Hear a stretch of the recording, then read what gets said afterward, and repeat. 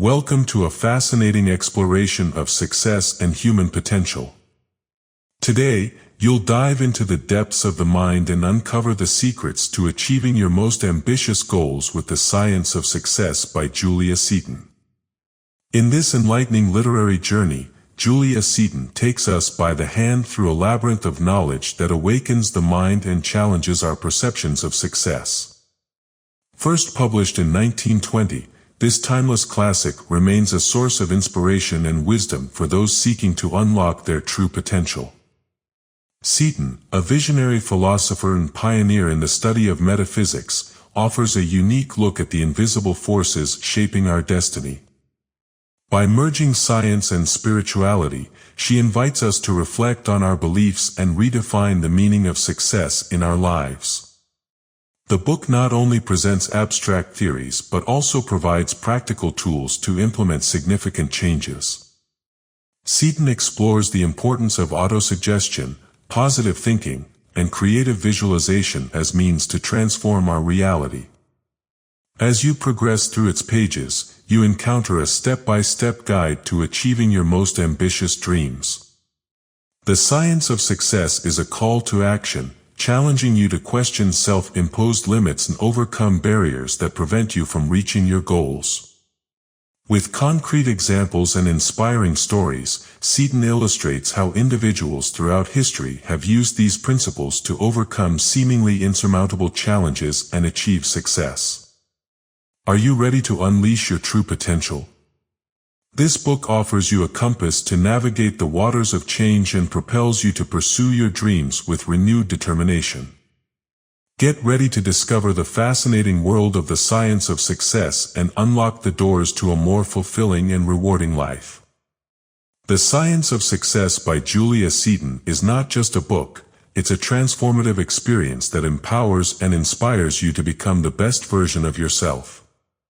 So, immerse yourself in these pages, absorb the timeless wisdom, and get ready to unleash the power within you.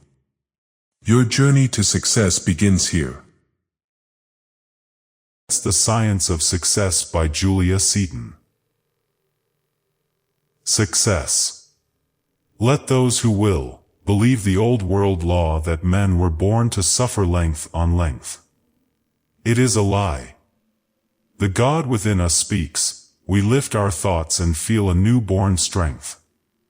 Our human life is part of a great whole. All life was given to use for truth and right. Each man may claim the freedom of his soul. He is a king, and rules with power and might. We are the lords of all this lower world. We make the laws by which our life has might, and as the thoughts of freedom forth are hurled, we build a world of peace and truth and right. Oh, man! A kingdom is within your soul. A king enthroned with scepter in his hand. Why slumber on in grief and tears untold? Awake! God calls you, rise and understand. First success method, know yourself. The building of a beautiful perfected selfhood is the work of every life. No matter what he or she does, whether we call it good, bad, or indifferent, it is all directed towards this purpose. Every inaction or action pushes them on into finer selection of material which will serve to perfect themselves. Everything which one contacts becomes legitimate material from which he or she can select or reject. There is nothing which can be eternally rejected. Whatever is passed up at any place in our unfoldment becomes material to use at another place on the path. There is only one substance in man, the master builder, can insert just what he sees fit at any place in the construction of his plan. In this building, man has decided that he must select so that the results of his selection will be continuous, and whatever takes on permanency he has called success, and whatever takes on the expression of change he has called failure. Throughout the old civilization he has lost the recognition of the truth that failure is only one part of the great law of success and is success manifesting negatively. You can ask 1,000 people what they call success and they will give you 1,000 different answers. One calls money success and the ways and methods which will unite them with money, the power to manipulate these laws and to select and retain all the material which produces a continued expression of opulence. They do not seek to select or unite with anything else in the self because this is the lesson their soul has come to include. There are others who count health and the power to manifest their consciousness through a perfect physical medium, success. They give their whole time to selecting the time, the place, the methods and materials which will build for them normal, physical and mental conditions and allow them the unlimited action of a body that is free from pain. They select or reject one thing after another and call themselves successful in the degree that they secure this fulfillment, and they weep and complain when they do not accomplish it, not knowing that disease is just as great a factor in the production of God consciousness as health is. There are many who call human love success, and they keep their human senses drugged with the narcotic of this race belief. They count themselves successful and go on each day rejoicing in their idol. And in just the degree that they demonstrate human love they feel they have made a success of their lives. When they fail in this and have to walk the pathway of life alone, uncompanioned, save by the crowd, they send forth a cry of sorrow and of failure, and do not understand that to be alone and not lonely is a part of the law of the One. There are others who hold success to be such material and methods as will link them in a great law of service to the race. They count the opportunity to give of their time and supply to others as the greatest success possible for them, and in the degree that they can select place and opportunity to serve the world they feel they are successful. But if they have to stand idle while every pulse is throbbing to serve, they again send out the cry of failure and feel like a cast-off atom, and they join the mighty army of complaint that they are wasting their time. They never realize that one of the highest laws of consciousness is that he also serves who only stands and waits.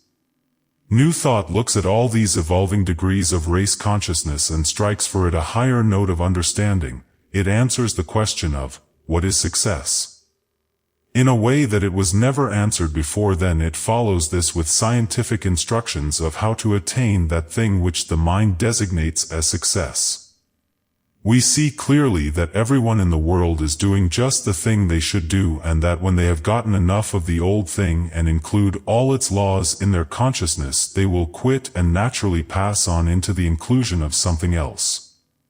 Everyone in the world is doing the very best they know how to do with their time, opportunity, and their materials. If they knew better, they would do better, and New Thought seeks only to increase their know-how. It does not condemn, it does not control, it does not punish, it only points the way to larger powers and privileges and better materials from which the individual may select or reject, and through which he or she may express a higher selfhood. The New Thought answer to, what is success, is, success is the power in the individual to get the thing he or she wants, when they want it, in the way they want it, to keep it as long as they want it, and when they have included it, let go of it, and pass on to the fulfillment of a new desire.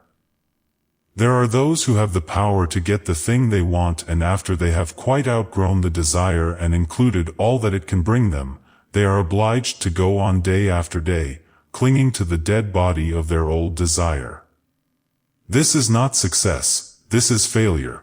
It takes its part indirectly in the fashioning of success, for on every step of their pathway they are learning in this way the higher mastery and control that is necessary for them to know, and every ounce of power generated on this plane of failure takes its place in the constructive work of the next step. The power to get what we want when we want it, to keep it as long as we want it and then pass it up constructively, and go on to another want, is not won by a moment's contact with people, conditions or things, but it comes as the result of slow self-mastery and comradeship with all forms of human experience. Success is not a mysterious, metaphysical thing that waits around and then rushes unannounced into a life, but it is a sane, sensible entity, born from the consciousness of high power. Success is the product of success methods and recognition of universal laws, and it comes and abides with an individual in just that hour when he or she compels it. There is no such thing as good or bad luck. The individual themselves creates these conditions within their own consciousness and develops them into form by their thoughts and actions. There are thousands of well-defined success methods, and the one who possesses the greatest number of these methods and uses them will be the greatest success. The first success method includes all success, but only a few people are clever enough to manifest this success method without further interpretation. This first success method is, know thyself. The one who knows himself and all that the self means, is straight in the middle of the divine channel of life, and he can steer his bark from end to end of the channel without fear of shipwreck. But among the great failure multitude there is only 1 in 1,000 who has any idea of this law. You can ask the vast multitude of the unemployed, or you can ask anyone who tells you a story of bad luck and who is weeping and moaning over their failure, and they have no idea of their place or use in the universal plan. The old civilization lumped the whole race off in one confused bundle of states of mind and never gave it an idea of the legitimate plan of universal progress, or what part they must individually bear in the responsibility of this plan. New thought divides humanity into 4 planes of expression, namely, body, mind, soul and spirit. We function through the body in instinct, through the mind in reason, through the soul in emotion, and the spirit in intuition, revelation, and prophecy. Men as we know them have 1 or 2 and sometimes all of these planes in expression, and they have success or failure in just the degree that they know themselves and contact consciousness from their own plane of power. A plane of consciousness is only a state of being in which man lives, and through which he has his own individual law of transference, and a complete understanding of these planes of consciousness and their laws makes man master of himself and of life in all its forms. It has taken generations of thinking to at last evolve this truth that every life is named, numbered, corded and placed in its own natural law of attraction, and when it works in unison with this law it has success, when it works in opposition it has failure. When an individual has found themselves and their natural contact, they are straight in the middle of the divine channel of success and rowing with the full force of the tide in their favor, but where one does not know themselves, he or she is rowing against the tide or drifting idly, and at every moment they are dashed against the rocks of error in their channel. It has been written, God has provided some better things for us, that they without us cannot be made perfect. This is true. Know thyself is the first step toward becoming one with the things provided, then life will ask and answer its own questions. Planes of expression. We divide people into 4 planes of expression, namely, body, mind, soul, and spirit, and they function through these in instinct, reason, inspiration, and intuition. Body plane. Purely physical men are found among farmers, laborers, peddlers, section men, miners, also any crowd of men that work under a foreman. Arrangement and order are not necessary.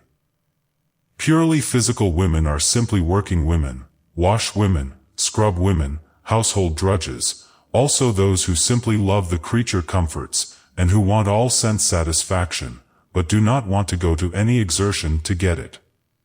They are found among the women who are supported and will marry any kind of a man so as to be taken care of and have a home of ease and luxury. Mind plane.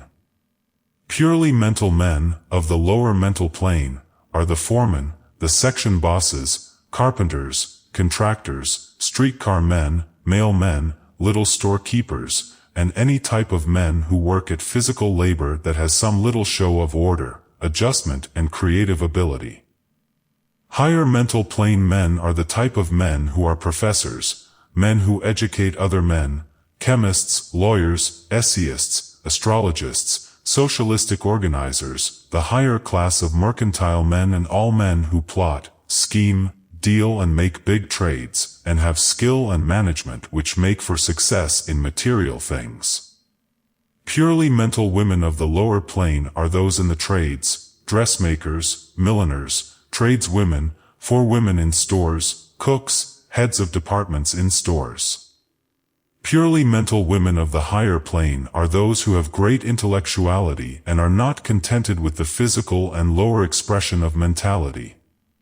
They want education, finish and culture, and are among the school teachers, stenographers, kindergarten teachers, are often piano players or instrumental musicians, singers who have cultivated voices but with no evidence of soul.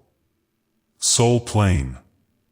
The soul plane is divided into two expressions, higher and lower. On the lower soul plane we have the professors, doctors, teachers, organizers, dentists, lawyers, and people of mild inspiration, with ordinary ideality and imagination. Women of the lower soul plane are nurses, managers of institutions, matrons in jails, the heads of sanitariums, the leaders of philanthropic movements.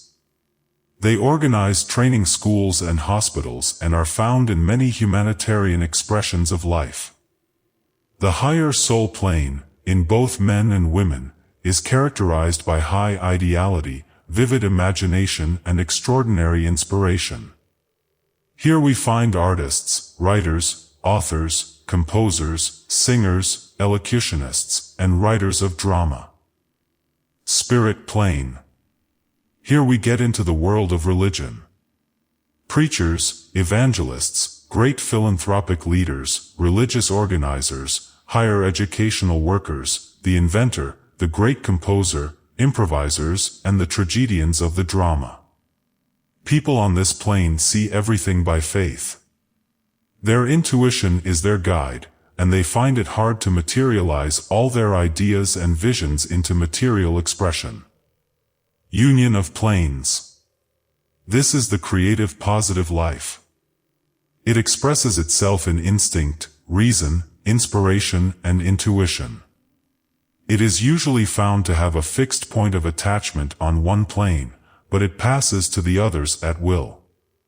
We have in this plane the statesmen, the great leaders of social and religious science, also the masters of physical expression, such as contortionists, equilibrists, investigators, and organizers of great companies of men.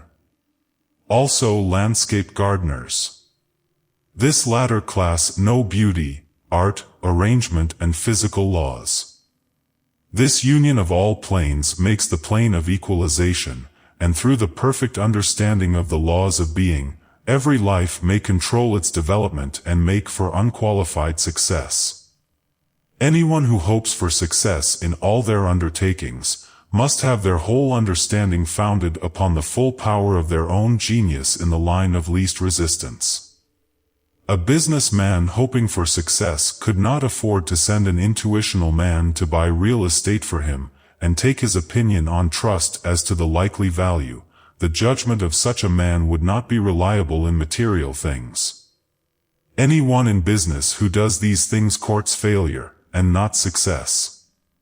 Again, if someone contemplating a vacational tour desires to go to the most beautiful and wonderful scenery and to a place which would mean rest, inspiration, and healing, they would not send as their advance agent one who was purely on the mental plane. Such a person would bring them timetables, hotel facilities, and locations, but nothing of the things which they really should know. Mental things demand mental recognition, and soul and spirit things demand their own cognizance. Flesh and blood only reveal physical and mental things. The great subjective things remain obscure until revealed by subjective consciousness. The reason so many are seeking success, fame, money, love and recognition and not finding it, is because they have never learned the first necessary lesson of knowing themselves. First, they do not know what they want to do, and secondly, they do not know how to do what they want to do. They go on in aimless drifting and come at last to be some of the driftwood of life which is washed up onto the shore as the stream of success and failure flows on. There is work and pay for all, success for all, in just the hour we know ourselves and connect with it. When one wants to be a farmer he goes among farmers, musician, among musicians, commercial, he hunts the marts of trade, and so on, and if one has in themselves a fully fledged consciousness of their own indwelling power, nothing can keep them from dragging out from the universal supply company the things which belong to their own life. The first true law for success is, know to what part of the mighty system of the universe you belong, and then strike boldly out in that current of life. If you find that you respond to all that, physically, mentally, emotionally and intuitionally, you are vibrant with life, then choose the things which you like best. The creative life can do more than one thing at a time and do them all well. Just keep inside your own power of concentration. The creative life does not think in time, it thinks in eternities. It does not think in states, it thinks in continents. It does not think in dollars, it thinks in millions. And as long as it holds its mental mastery, all things fall before its power.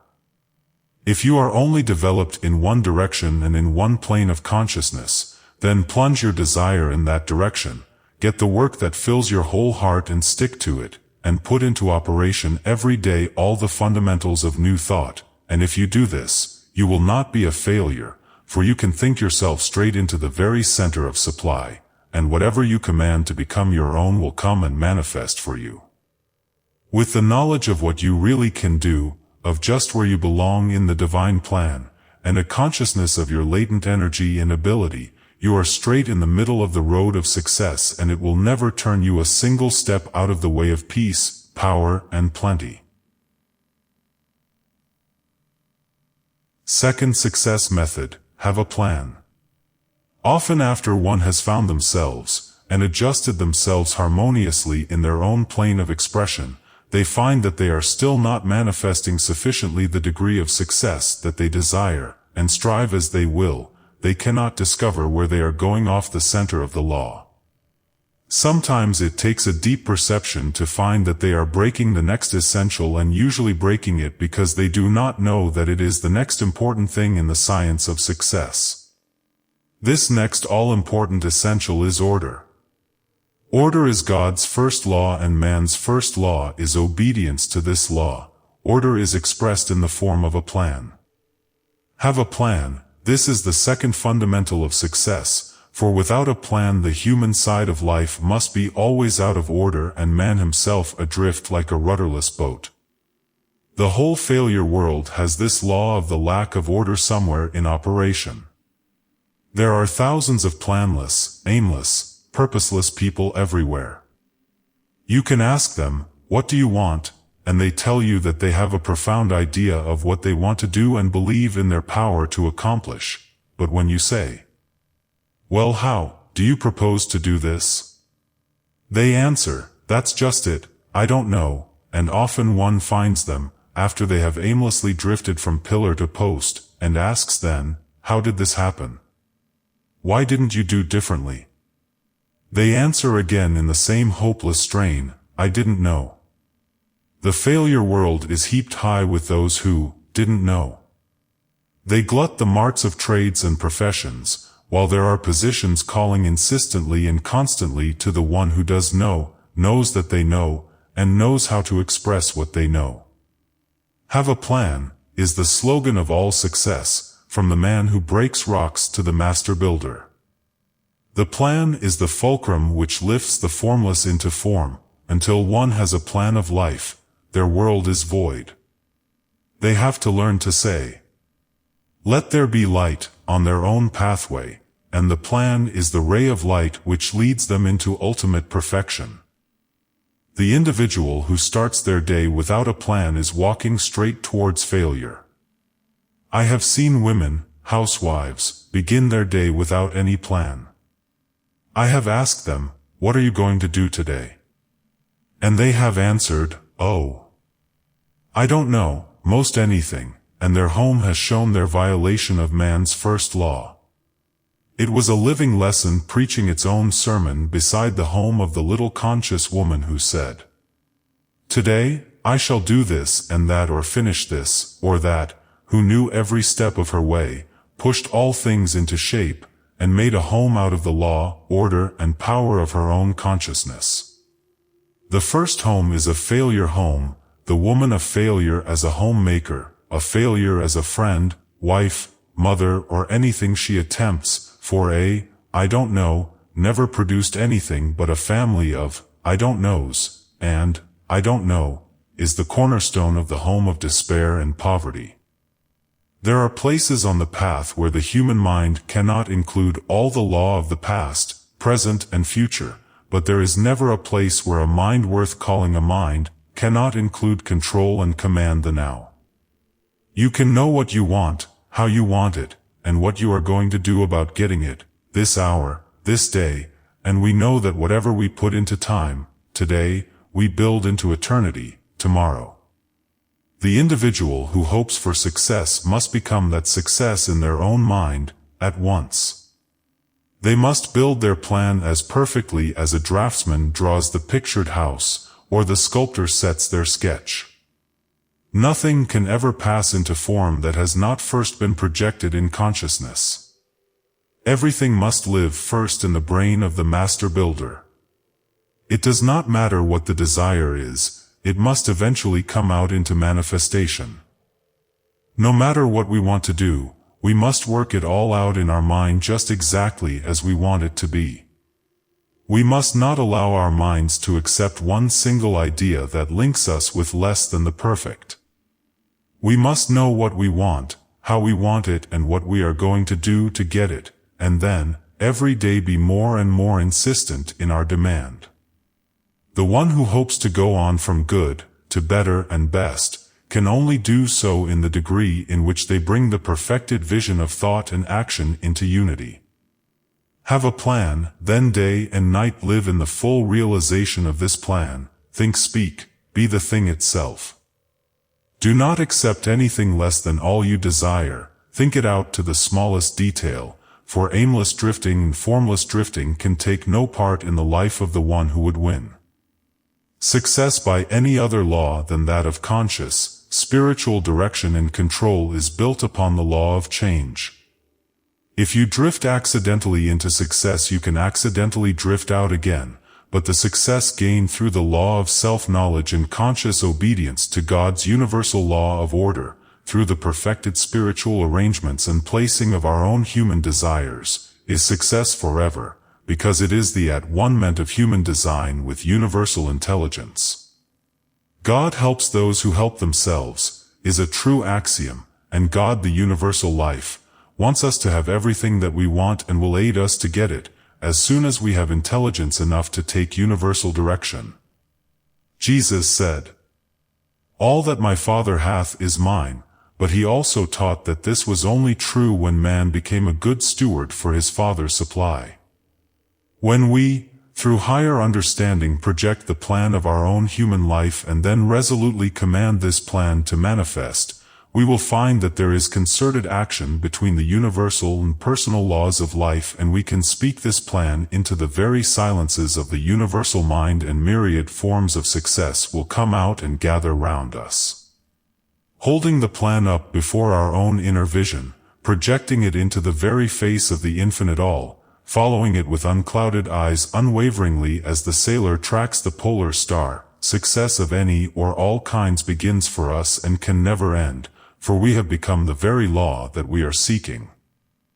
Let those who will, believe the old world law that man was born to suffer length on length.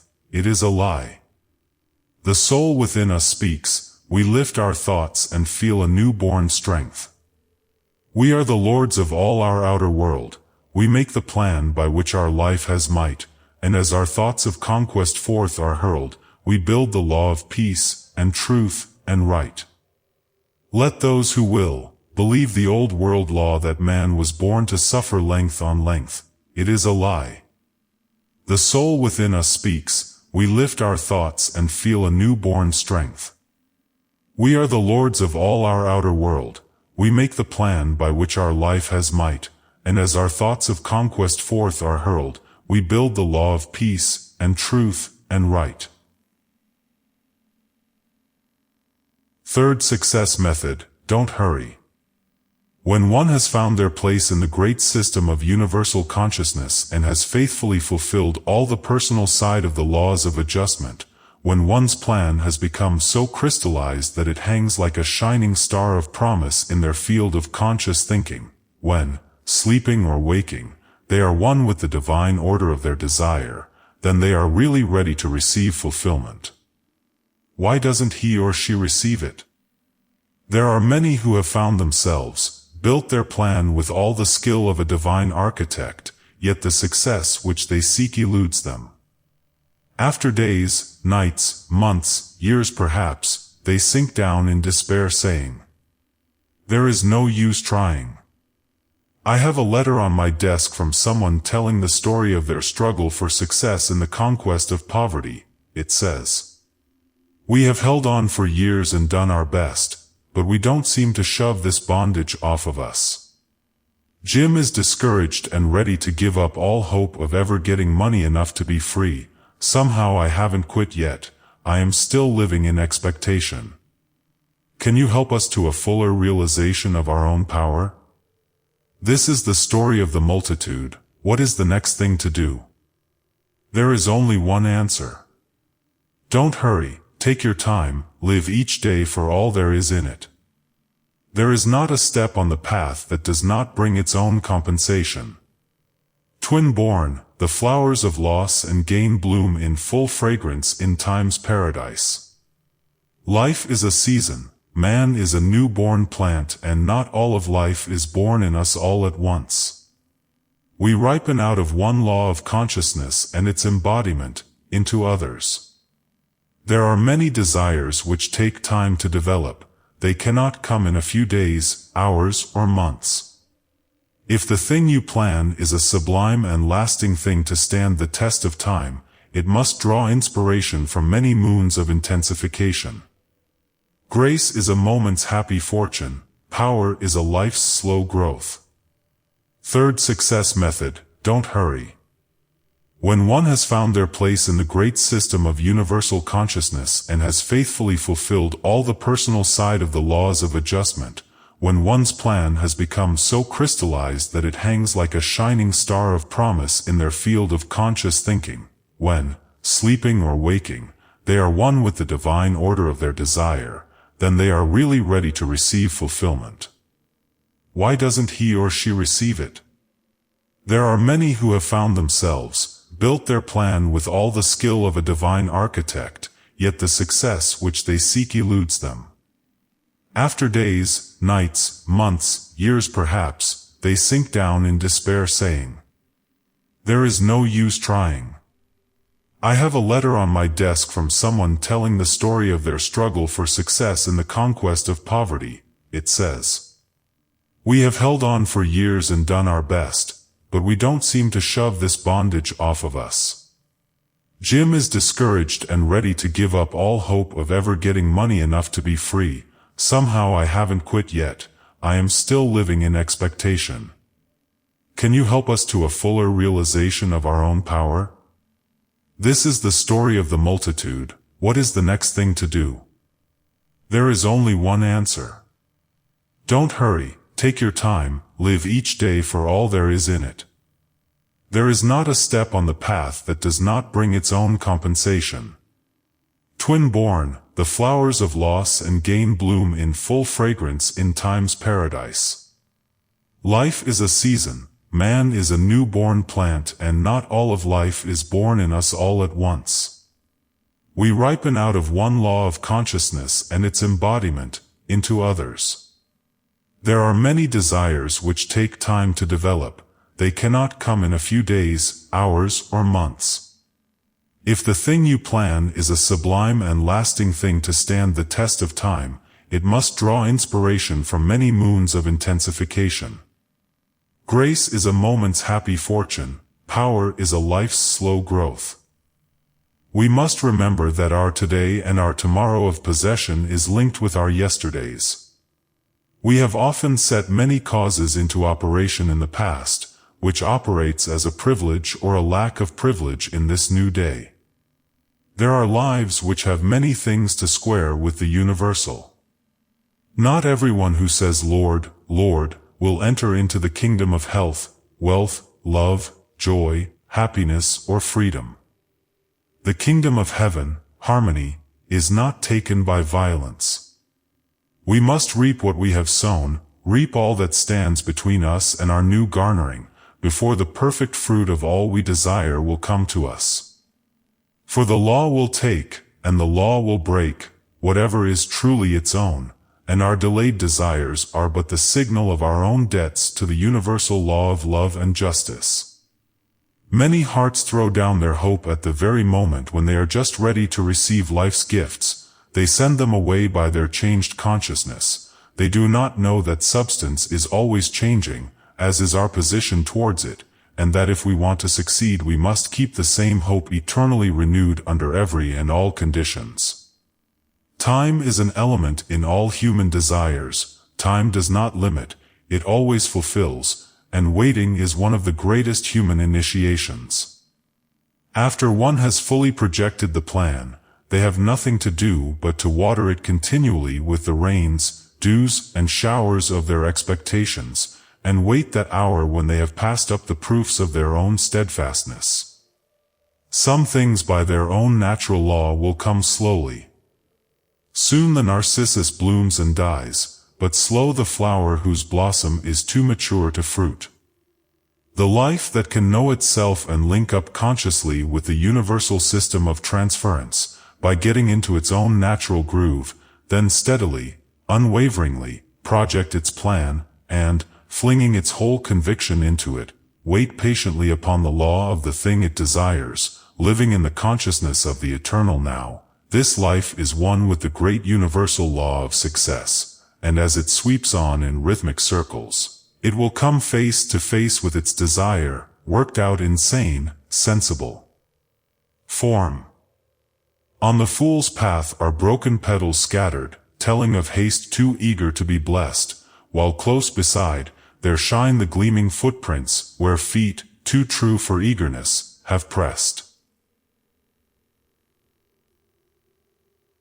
Fourth success method, clean up your moods. We meet persons every day who have found themselves, who have a plan, who have patience to wait, and yet they are not a success. They find one engagement, one position, one home, one friend after another, but they are never happy, never satisfied, and change and confusion is over them. What is the matter? Why are they not successful when they are filling so many of the success laws? This is the great question. Why? Surely the reason is not very apparent, and one has to direct careful and deliberate attention to their life before the question can be answered for them. After enough thought and attention has been given, the reason pops up like a jack in the box, clamoring for recognition, and we are amazed that we did not know it sooner. The answer is found in the unhappy disposition of the individual. Moods have wrecked tens of thousands. Clean up your moods. This is the slogan of the successful person. With a hateful disposition, no one can ever become a permanent success. Self-culture is not a myth.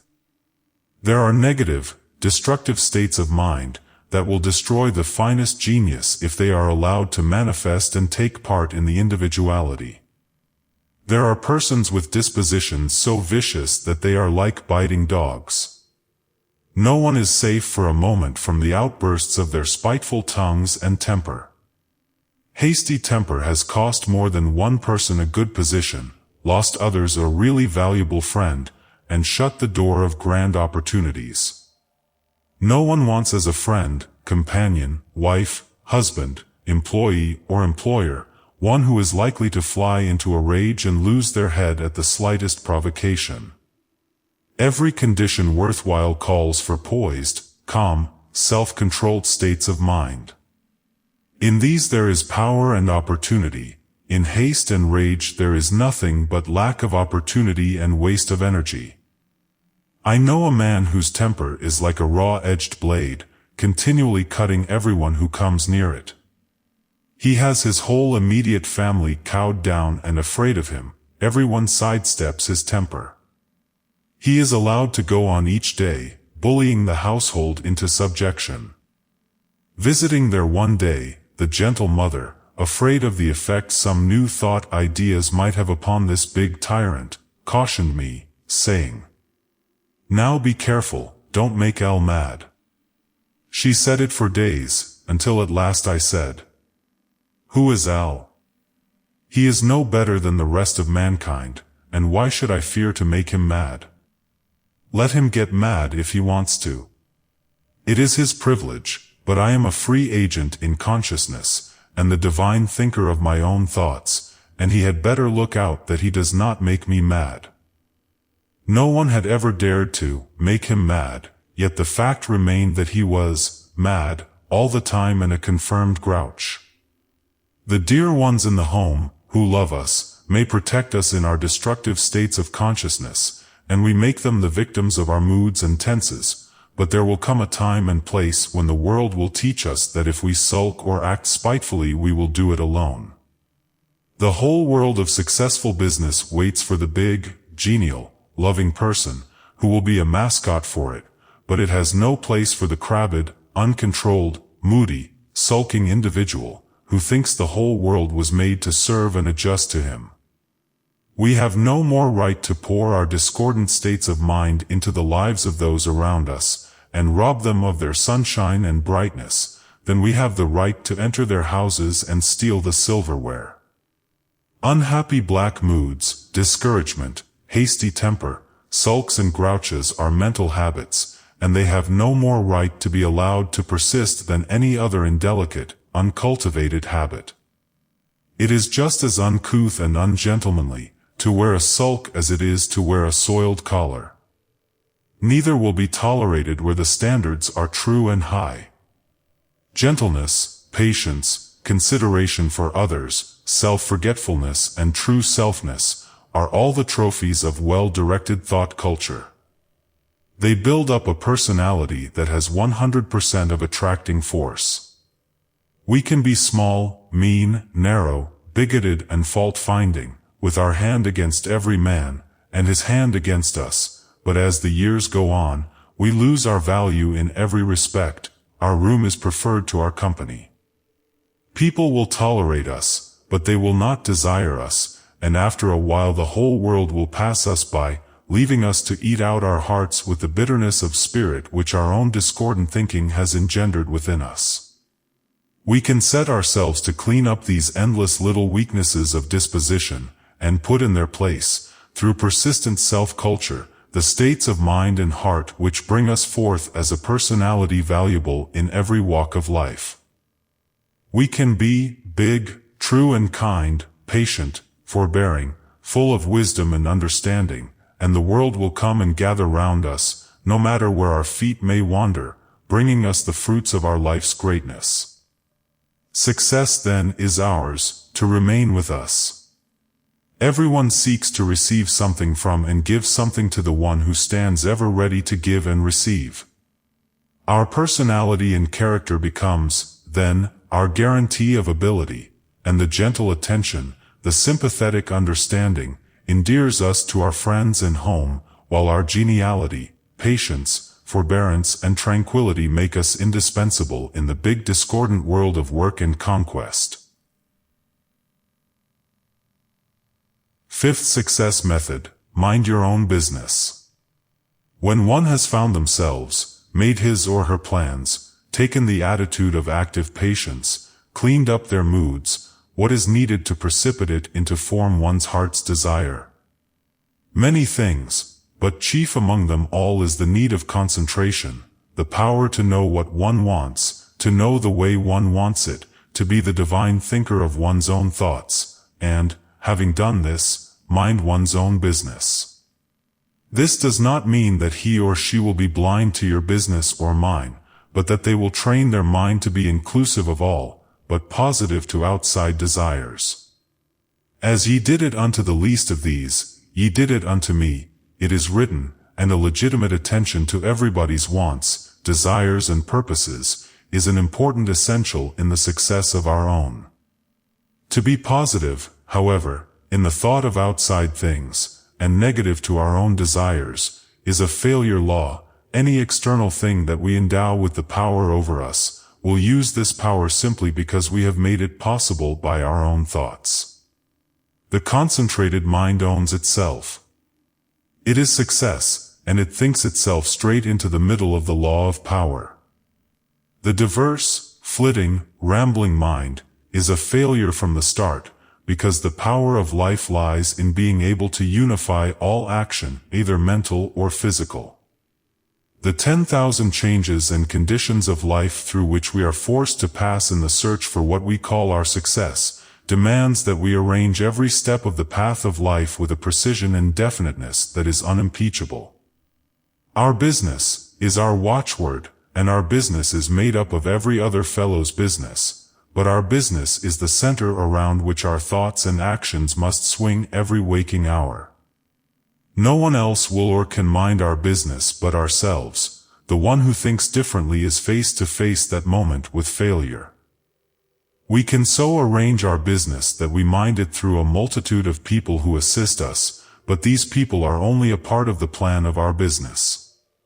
They may assume complete control for that time and place, but if we drop them out of our consciousness, or worry about them, or break the law in any way, they will sometime become a rebellious factor and undermine our success.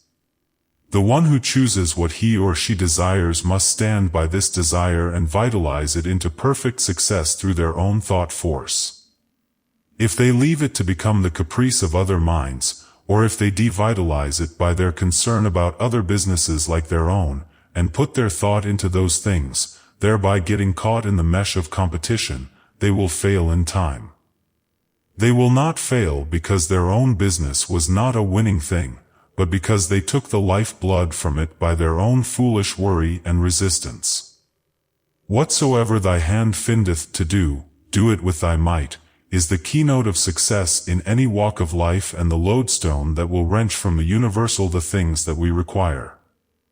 A young physician, tired of the long hours of waiting for his practice, began to worry about the numerous calls and busy practices of his neighbor physicians, and after a while, to kill the monotony of the waiting, he left his office and began to frequent a nearby club.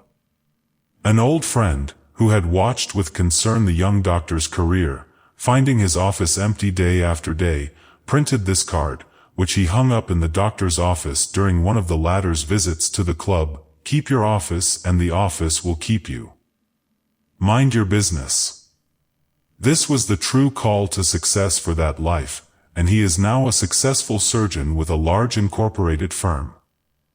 One time a friend gave me the address of a hairdresser, and needing her attention I took an opportunity to call upon her. As I came to the number on the street, I found a large show window full of splendid hair ornaments and figures with the latest modes of hairdressing, and I thought, what a big splendid establishment this must be. I went upstairs, took my place in the usual cabinet, and as the assistant was working on my hair, I heard a wonderful one-sided conversation over the telephone, between the owner of the establishment and one whom I judged to be the landlord, and I learned then and there that the window I had seen did not belong to the establishment. I found out in 5 minutes all about another firm, all its success, all its power to hurt this establishment, and that the landlord had let the lower floor to a competitive hair goods merchant, that the competitive hair goods merchant had done such a great week's trade, and that she had lost $200 from her usual week's returns. I would never have known any of these things had the owner of the establishment that I was in minded her own business and held her tongue. She then and there spoke the other firm into success and herself into failure, and had she continued in that line of thought and action, she could have ruined herself by her own foolish methods, and she would have forever blamed it on the other hairdresser. As I passed out, I said, "It is my privilege to teach you how to mind your own business. Will you come to my success lecture tomorrow night?" She came, and I took this fundamental for the talk. She saw the law, and now has passed herself on into one success after another by refusing to endow any external thing with power over her own success law. Mind your own business after you know what it is. No matter what anyone does or does not, it cannot affect us unless we think it can, and divert our power of creation and attraction by this thinking.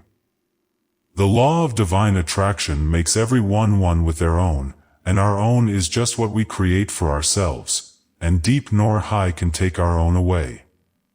We become the law of our own business, and it rises and falls at our own command and not from external command or competition. Our business can only become a burning bush of power and attraction when we fan it into a white flame by the enthusiasm, attention, and belief of our own life. From its own center must our own arise. The whole world's cinders cannot make it live or extinguish it.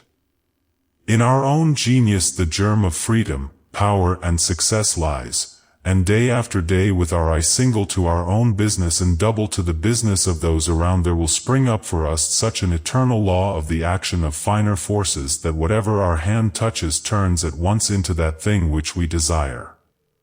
Our own business then, no matter what it is, objective or subjective, becomes a wonderful magnificent reality, which grows more and more brilliant as each day goes on and we intensify and re-intensify this great success law. Sixth success method, the use of power. When one reads the vast majority of books, with instruction of how to acquire success, one soon finds that all their instructions are directed toward the mass man, and devoted to calling the attention of the unfortunate and unsuccessful to his faults. All efforts point to the reconstruction of the life of those who are down and out. It seldom occurs to the ordinary mind that all things work together for the good or bad of everybody, and when the last word has been said to the employer, the employed, and the unemployed, there yet remain vast books to be written for the use of the employer, the master, the leader, the controller of things and of people.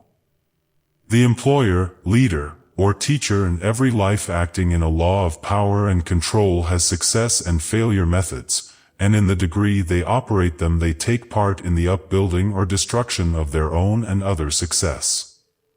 The one who teaches learns, and as soon as anyone is in a position of power where his advice is given and acted upon, he is linked eternally with those who act upon it. This is karma, or the law of cause and effect, and through this he learns to give finer and finer advice. There is a great cosmic law of live and let live, and those who are the fittest in the struggle for existence have the strongest will to work either rightness or iniquity. Our place on the path determines our power, and the leader, employer, or master who has the top round of the ladder of privilege and then deliberately kicks the one below him in the face, has the opportunity to do it, but not the right under the higher law of justice, and he will do it at his own risk. There are many people who remain obscure because they are unfit for authority, and there are brutal offensive lives everywhere in authority. Power gives the individual a chance to express their own real nature, and when the desires are all for the self, the individual has little regard for the wants or feelings of others. Employers may bully their help along, they may sweat and drive them, getting the last cent's worth of labor out of them, and the employees may not be able to help themselves just at that moment, but the law of life keeps strict account, and somewhere the employers will feel the lash of their own law. Sometimes the divine life current in the submerged employees will burst forth in mad rebellion or insurrection, then strife and bloodshed will settle the case. In Vancouver, British Columbia, I saw a sight that made me wonder, how long, oh God, how long? A great band of newly immigrated Hindu laborers were gathered together by a crowd of bosses to do some heavy labor.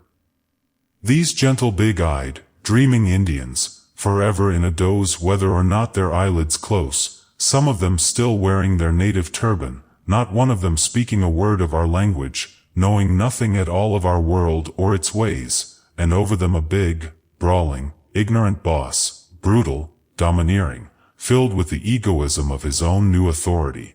The Hindus were like dumb-driven cattle, and there was no human hand or mind between them and their heartless master. It was his hour, but it was truth's hour, too, and with every brutal curse and blow the cosmic hand wrote for him and moved on, and I read over his head, God is not mocked, and what a man sows, that also shall he reap. Again, in a restaurant, in Boston, a big blustering arrogant head waiter, walking the floor in pompous authority, spoke to every waitress as if she was his spaniel, instead of a hard-working human being. I heard what he said to the waitress at my table, and I said to her, "Why do you allow such a bully to rule over you? Why don't you hang up your apron and leave?" She answered, "We have to take it because it is the same most everywhere. All waiters are at the mercy of a domineering head waiter, and I have a mother to support and must keep my job, no matter how I am insulted." A little learning, and a little power is a dangerous thing, and power misused can bring the longest round of despair. There are men in every walk of life, strong, positive, creative, able to cope with almost any condition, who never give a decent word or thought to those who are inferior to them. They are building their own failure law to meet them further on. They live in a world of inferiors, they never accept an equal or dream of a superior, and they poise themselves in an exalted spot and deal out their ultimatum to the rest of the world. Once a man came to me for success treatments. He said that he had always been successful, born so, had always had his own way, made easy money and everybody bowed down to his will. He had been in a steady run of luck, health, success, and power, until about a year ago. Then things began to change, his success turned, investments failed, friends deceived him, and his help in factory and store were careless and impudent. His children had all gone abroad with their mother. He was alone, wondering why these things should come to him. I gave him the treatment, but I knew that he was face to face with himself, and I waited to show him a picture of himself before telling him the whole truth. The next day I called him on the phone. I purposely blundered my words, held him up, called again. He roared over the phone, snapped, snarled, swore at the phone girl, gave a loud dictatorial order to someone while he was waiting to get my word. If I had opened the door of a bear pit, I would have had as pleasant a greeting. I called him for 2 days, repeating the experiment. When he came, I told him the story of the destructive use of power.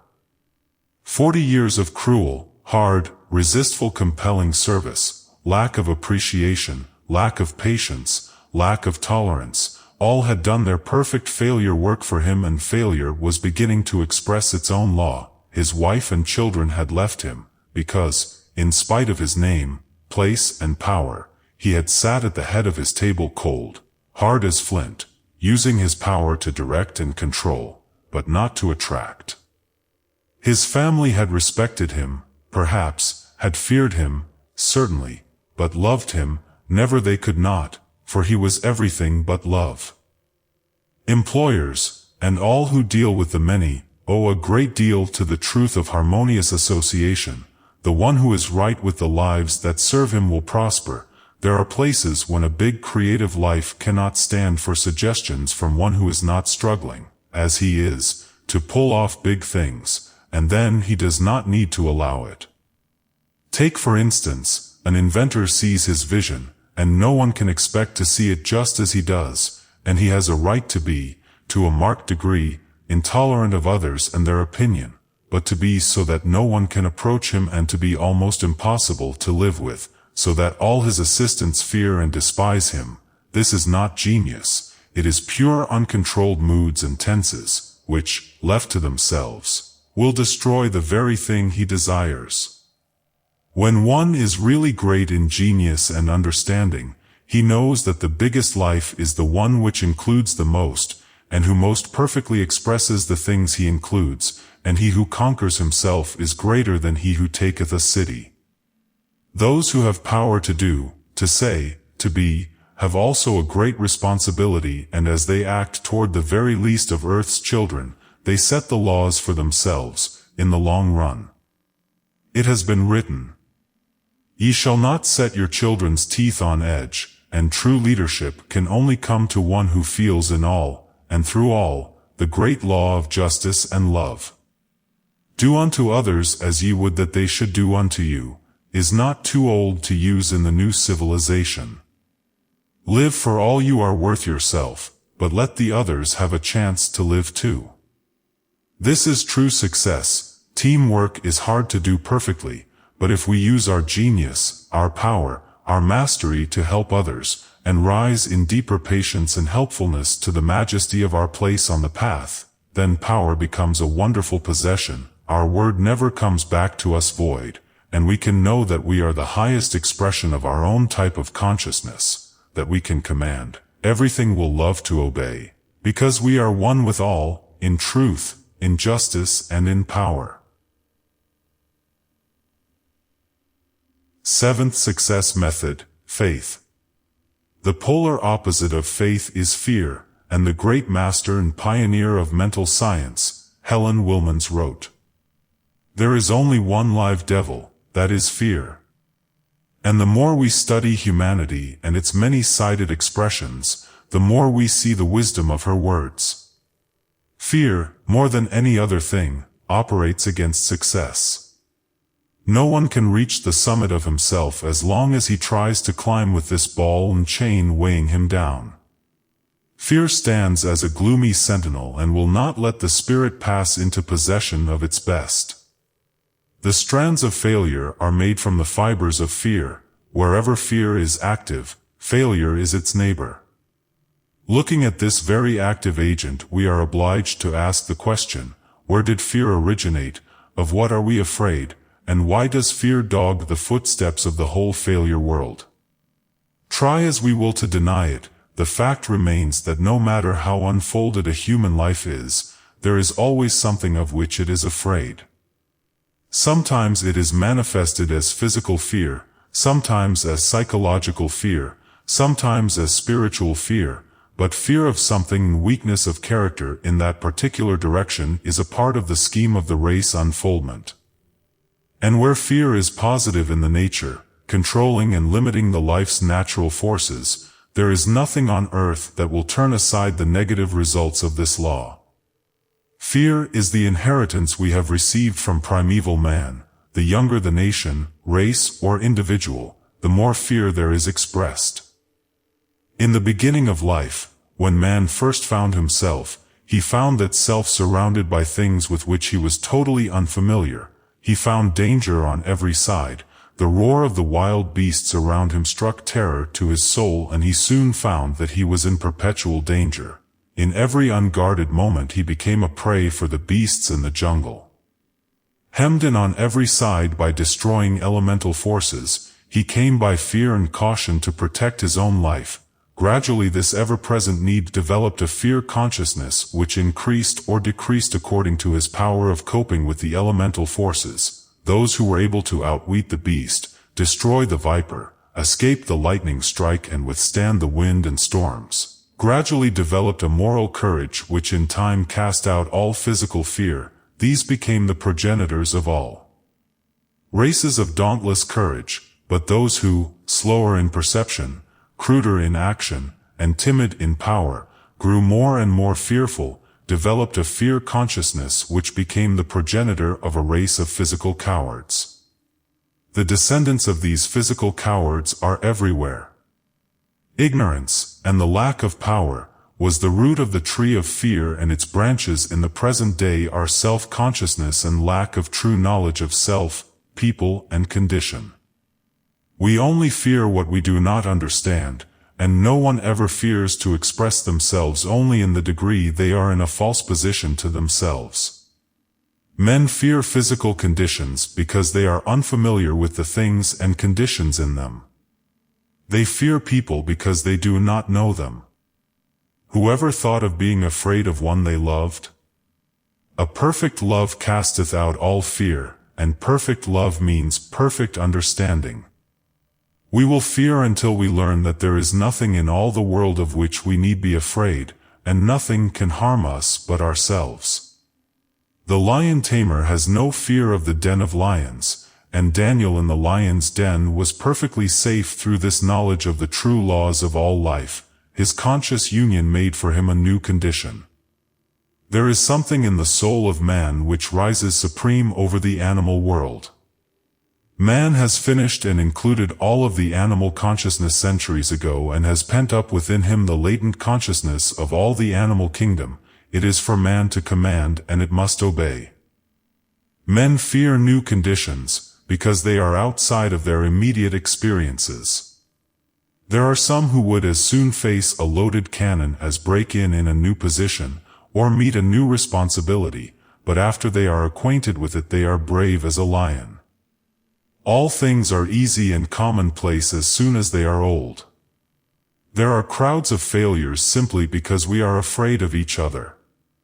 Good actors and actresses have failed because they could not forget the crowd outside the footlights. Fear brings self-consciousness, and this is death to all true greatness. Singers fail again and again because self-conscious fear stifles their breath and grips them so that they cannot express their best. One season I had the opportunity of watching the workings of fear in the human mind. We gave weekly an afternoon New Thought matinee, and the first hour was devoted to reading, impersonations, and music. The other hour was given to the regular lecture. I heard many of the readers and singers at rehearsal with no one present but ourselves. The singers sang like angels and did their parts in splendid power and abandon, but afterward, when the hour came for public work, they failed to get themselves across the footlights or to be 0.1% expressed. Why? They had a large, friendly, inspiring audience, people anxious and ready to be generous and accord them full recognition, but they failed to make a place for themselves in the heart of the public, because they were paralyzed with fear. They were afraid of their own kind, afraid of the civilized men and women who came out just to be entertained and who only asked of them that they should do their best. Fear, self-consciousness and lack of poise took away their immortal birthright and gave them a mess of pottage. There is no cure for fear but faith. One has to first know the truth, that all life is the same life and everyone on the path of life is seeking the same things and going in the same direction. There is only one man on the path and he is ourself, yesterday, today or tomorrow. No man is our friend or enemy, but all are our teachers. The old mystic said, "Have faith in yourself before God." And, "Blessed is the man who condemneth not himself that thing which he alloweth." There is no way of reducing life to a certainty. The years are always more or less full of things, people and conditions which are new. It is necessary for true progress, and to be afraid to meet each new day is soul cowardice, from which we must rescue ourselves. Life demands that we induce at a moment's notice an intelligence which will cope with any and all things around us and do it masterfully. The one who has faith in themselves will never doubt other things. They will build their resolve on their ideal and fling themselves resolutely after it. Over half of life is lived in consciousness and idealization, and it takes a faith as boundless as our love of God to make it materialize. The substance of things hoped for are not easily transmuted into things gained, and the only thing which transmutes them is faith. Through faith, Sarah conceived and bore Isaac, and through faith the most barren life can conceive ideals and holding fast to them, see them born into perfect manifestation. Faith makes the businessman strong enough to venture and win. Faith teaches him to wait and trust until changing fortune again turns the wheel. Faith makes the friend, the lover, the mourner, all go forward with a hope that never fails. Fear has shut the door of success in the face of millions, but faith ever stands ready to open it and let the free spirit pass to new levels of peace, power, and plenty. Success built upon faith is ever renewing. It remains because it is reborn over and over again through itself.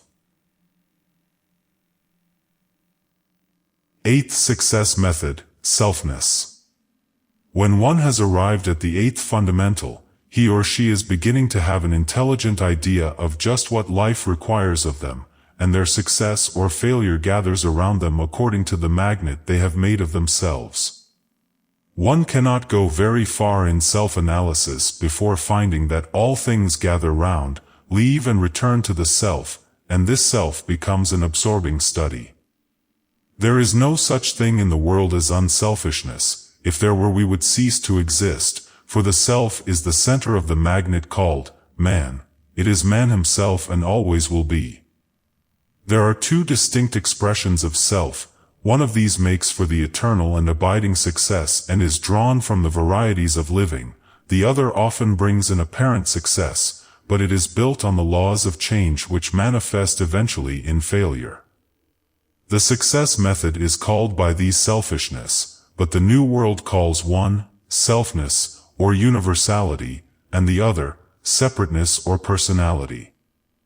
Upon these two great laws hang the past, present and future of every living soul. Personality and universality are both states of consciousness, and no one is to be blamed or praised because of them, but one must be taught of them, so that they will recognize the results of their own laws. The younger one is in the contact of the experiences of life.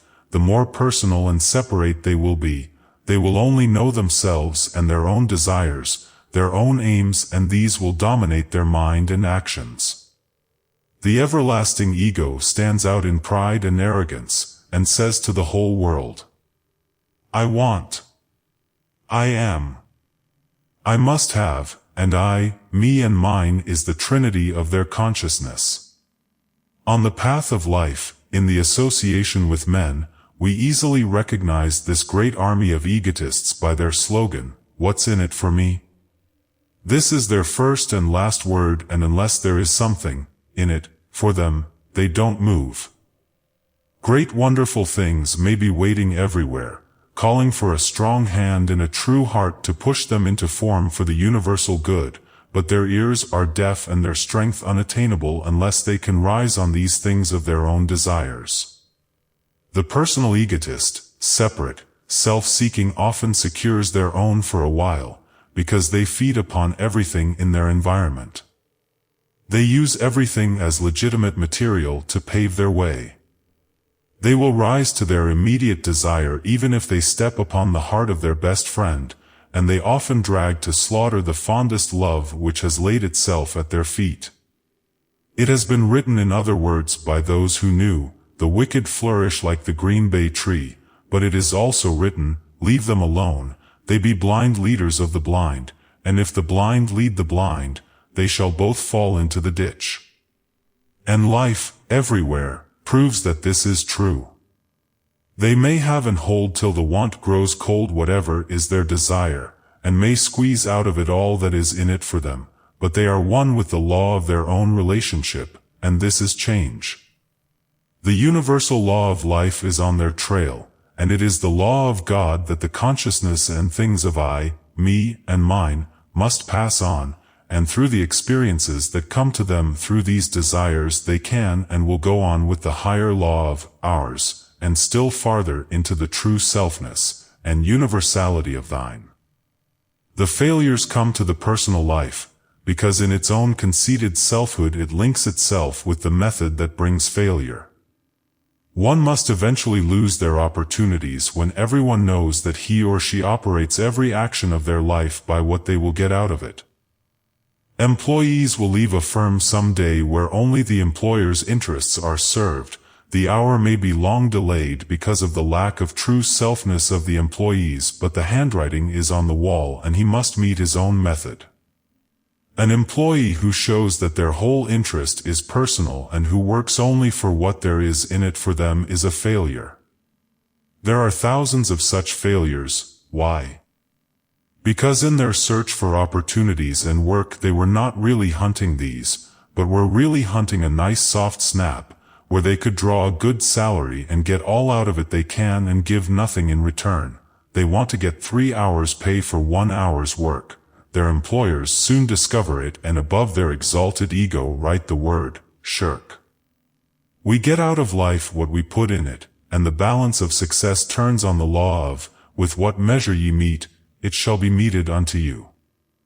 The personal, separate life loses its value as a friend and in time finds itself forgotten and counted out, for tolerance ceases to be a virtue when it forces friendship into personal service. These people fail just as surely in love. True it is that, love suffereth long and is kind, does not take offense, seeks to give of itself, but love must love, and after a while it will turn away just as naturally as the sunflower turns to the sun, and claim its own where it finds it. A sweet, true patient love is something to give and gain, but it is not worth the price of a soul paid down. Unless one gets a soul in exchange, they will someday take it out of the grasp of the tyrant who is using it and put it back into the divine life, to await the perfect answer to its call. Robbed at last of opportunities, privileges, friends, and love, every tree that the Heavenly Father hath not planted is rooted up, and standing with the wreckage of their own storm around them, they are forced into the ditch and in failure and despair are ready to eat the crumbs that fall from the universal table. Here we find them, and knowing the law we give them the key to their own self-made condition, and regeneration can begin. The law of selfness saves them, and they come out into success and power, stronger often, and more steadfast than those who have not paid so great a price for the higher knowing. No man lives to himself, and no man dieth to himself.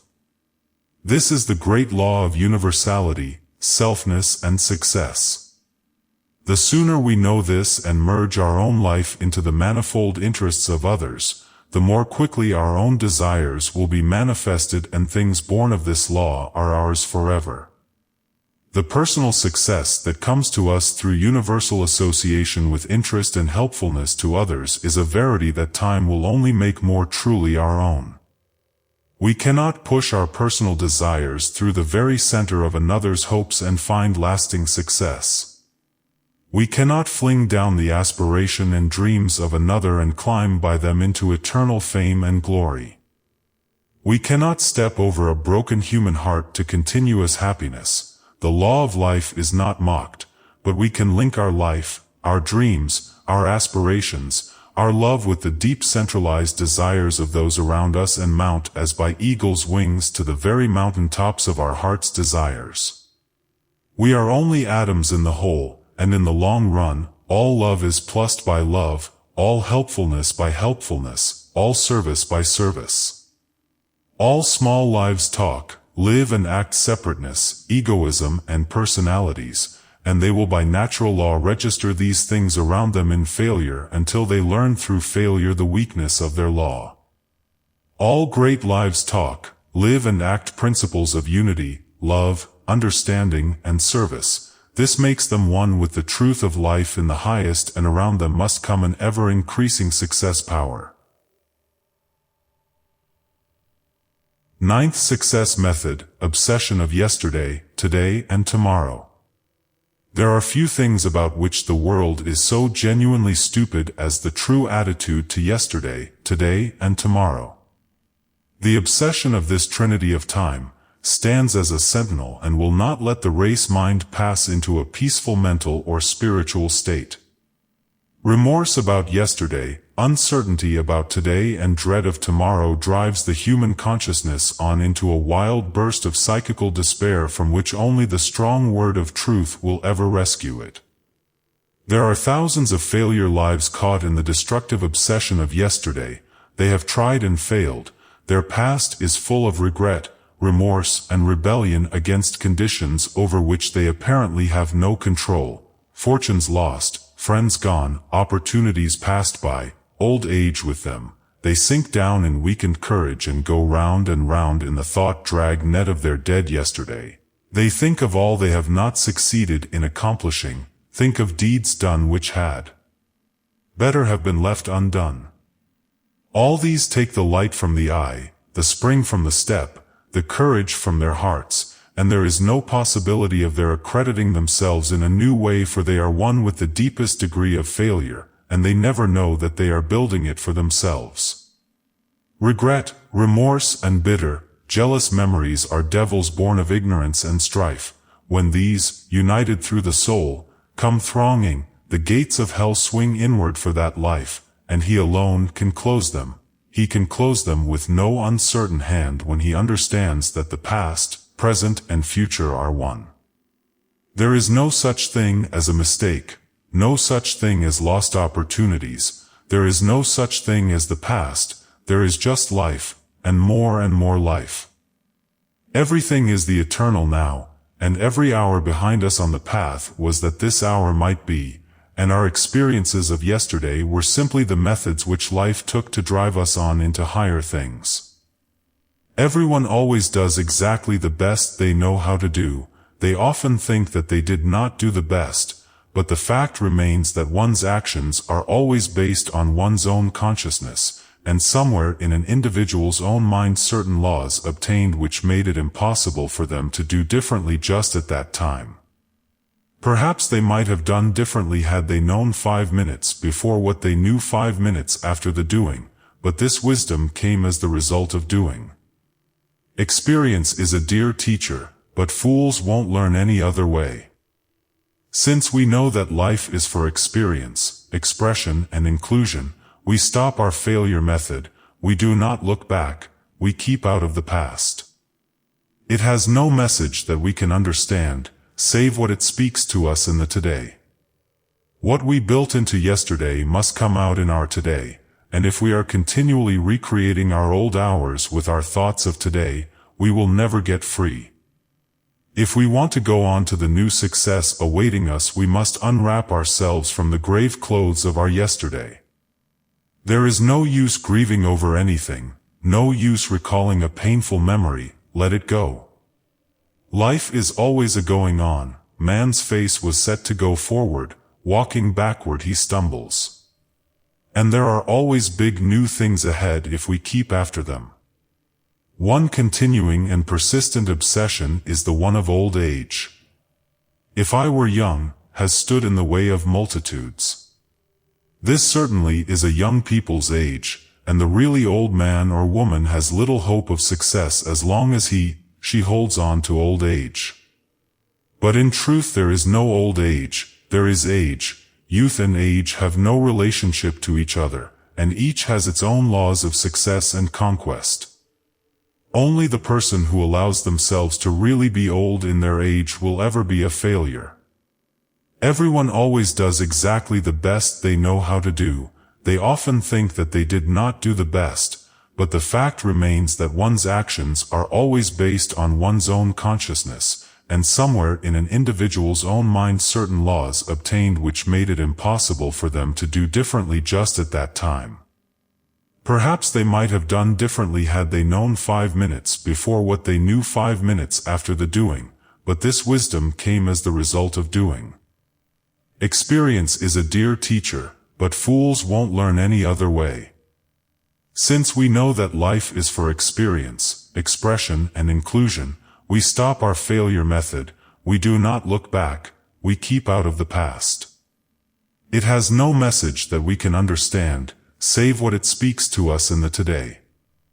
What we built into yesterday must come out in our today, and if we are continually recreating our old hours with our thoughts of today, we will never get free. If we want to go on to the new success awaiting us, we must unwrap ourselves from the grave clothes of our yesterday. There is no use grieving over anything, no use recalling a painful memory, let it go.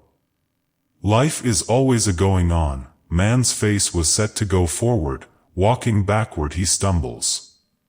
And there are always big new things ahead if we keep after them. One continuing and persistent obsession is the one of old age. If I were young, has stood in the way of multitudes. This certainly is a young people's age, and the really old man or woman has little hope of success as long as she holds on to old age. But in truth there is no old age, there is age. Youth and age have no relationship to each other, and each has its own laws of success and conquest. Only the person who allows themselves to really be old in their age will ever be a failure. Old age is waning enthusiasm. As long as one keeps enthusiasm and interest and unity, they will find their place waiting for them. True, it will not be among those of youth, nor in the occupations of youth, but age has its demands which youth can no more fill than age can fill youth's position. There are thousands of places, positions, and conditions of life which call for the poise and judgment of mature minds, and the person with age and wisdom can fill these places. It was written that after many serious accidents on a certain railroad, a close investigation showed that they occurred through employees not remembering orders, through someone being asleep at the post, and another too late to receive a message when they should have been there, and the final decision was, the men are too young. It could easily be seen that in such important places the sober judgment, lasting strength, and physical endurance of older men were demanded. Youth has dash and glow and power to rush ahead and pioneer, but age has grit, endurance, steadfastness, and power to hold on through hours of suspense and supreme tests, and these two avenues of life must forever be filled. The one who is obsessed with the thought of old age is shutting their own door of opportunity, and no one says no to them but themselves. Once I was asked, "What is there in life for a woman after she is 50? The old world says, nothing, the only thing that she can do is to bury herself, and the old world said also that men after 40 should be chloroformed. We have quit letting the croaker, the pessimist, and the fatalist think and speak for the world. At 50 a man or woman is just beginning real life. They have finished their processes and are ready to begin a real existence. They have in them the wisdom born of many experiences, and their life can become a veritable cedar of Lebanon sheltering many tribes. If they seek the things in life, the people or the opportunities where age is a valuable factor, they will be one with a success higher than they have ever conceived existed for them. With experience, poise, power, endurance, and a young heart, and a clear mind that understands life and its needs, age is a royal pathway of power and wisdom, and the young everywhere will come and gather around and bring the fruit of their lives' greatness. We can be old in heart, mind, body, crabbed, set apart and morbid over our increasing years and waning opportunities, and the world will pass us by, letting us die alone. The obsession of today is another great stumbling block. There are thousands who expect to take out of today all their hopes and dreams, and weep because the day passes and nothing comes to them. They do not know that they are the cause of their own delay. Today is the product of our yesterday, and it is given us so that we may each day plus our own consciousness. We can never take out of today anything that we did not create for ourselves in our yesterday. Time and eternity are one. What we build into today passes with us into our tomorrow, and when we face days and days of emptiness, it is a certain fact that in all our yesterdays, we did not accomplish the law of our desires. If one wants to meet a day full of joy, love, peace, and opportunity, one must live these things every passing hour, holding fast to them in faith. Then as time passes by, one's days plus each other, and in some unexpected day one will meet all their own power, and a perfect day of joy, love, and opportunity will come to them, which will continue according to the power which they have generated. No one is to blame but ourselves if our today narrows down to dull, dreary monotony, and our life to petty confines. We reap what we sow, and we can never reap the harvest of anything unless we have sown the seed somewhere. Nothing and nothing make nothing, and the way to get something into expression for ourselves is to set about creating it for ourselves in each hour of living. We can always live unfalteringly in the ultimate until it comes. Where now we wait a dreary waste may be, with no green thing to glad our longing eyes, and jar away across the bounding seas, are bid the balmy isles of paradise. If we begin to fill our today with true understanding, everything will change for us. There are many portals to paradise, and we can open one for ourselves any moment by beginning to live in consciousness the law of that which we call paradise. Standing fast, then, we can call, and it must come, not by living months and years of waiting, but now, for in full realization, 1,000 years are but as one day. The obsession of tomorrow is always recognized just as easily as one detects the traces of yesterday and today. The obsession limes out all over those who are caught in its negative drag net. Going to do it, this is their slogan. Going to have it, someday. The future, like a mighty ruler, stands before them, and worshipping it they are blind, deaf and dumb to their present opportunities. There are wondrous avenues of accomplishment opening on every hand, but something in their weak consciousness says, "Not now, some other time." Going to do it is the finished law of procrastination. Procrastination is the seed, and going to do it, the tree that springs from the obsession of tomorrow. There is nothing in this world that ever springs spontaneously perfect. Creation, emanation and evolution is cosmic law, and it is human law too. And no matter what we want, have, do or be, we must begin it before we can finish it and possess the fruition. The individual who carries a hope, a dream, a desire hidden in their heart, and drags through days, months and years without the courage of putting it to the test, must be a failure because they are standing ever before their own unfulfilled selfhood. God helps those who help themselves, has been spoken for centuries, and 1,000 unseen forces are waiting to assist the one who knows what they want and then flings themselves fearlessly onto their law. Once I met a great woman, great in genius, great in personality, great in expression. She was training to become a public reader and teacher and perhaps later an actress. In some past incarnations she had fulfilled the law of all these desires, and she came into life equipped fully for these big endeavors. I was fond of her and eager for the world to have the privilege of enjoying her great gifts. Always she said, "Not yet, I am going to do it." Then she went on studying, always with this discordant urge within her. She longed to stop and get out into her legitimate field. Whenever she came to me, I said, "Why don't you begin, get ready, announce yourself, get a business manager or get into a company, won't you please do something to give yourself a chance?"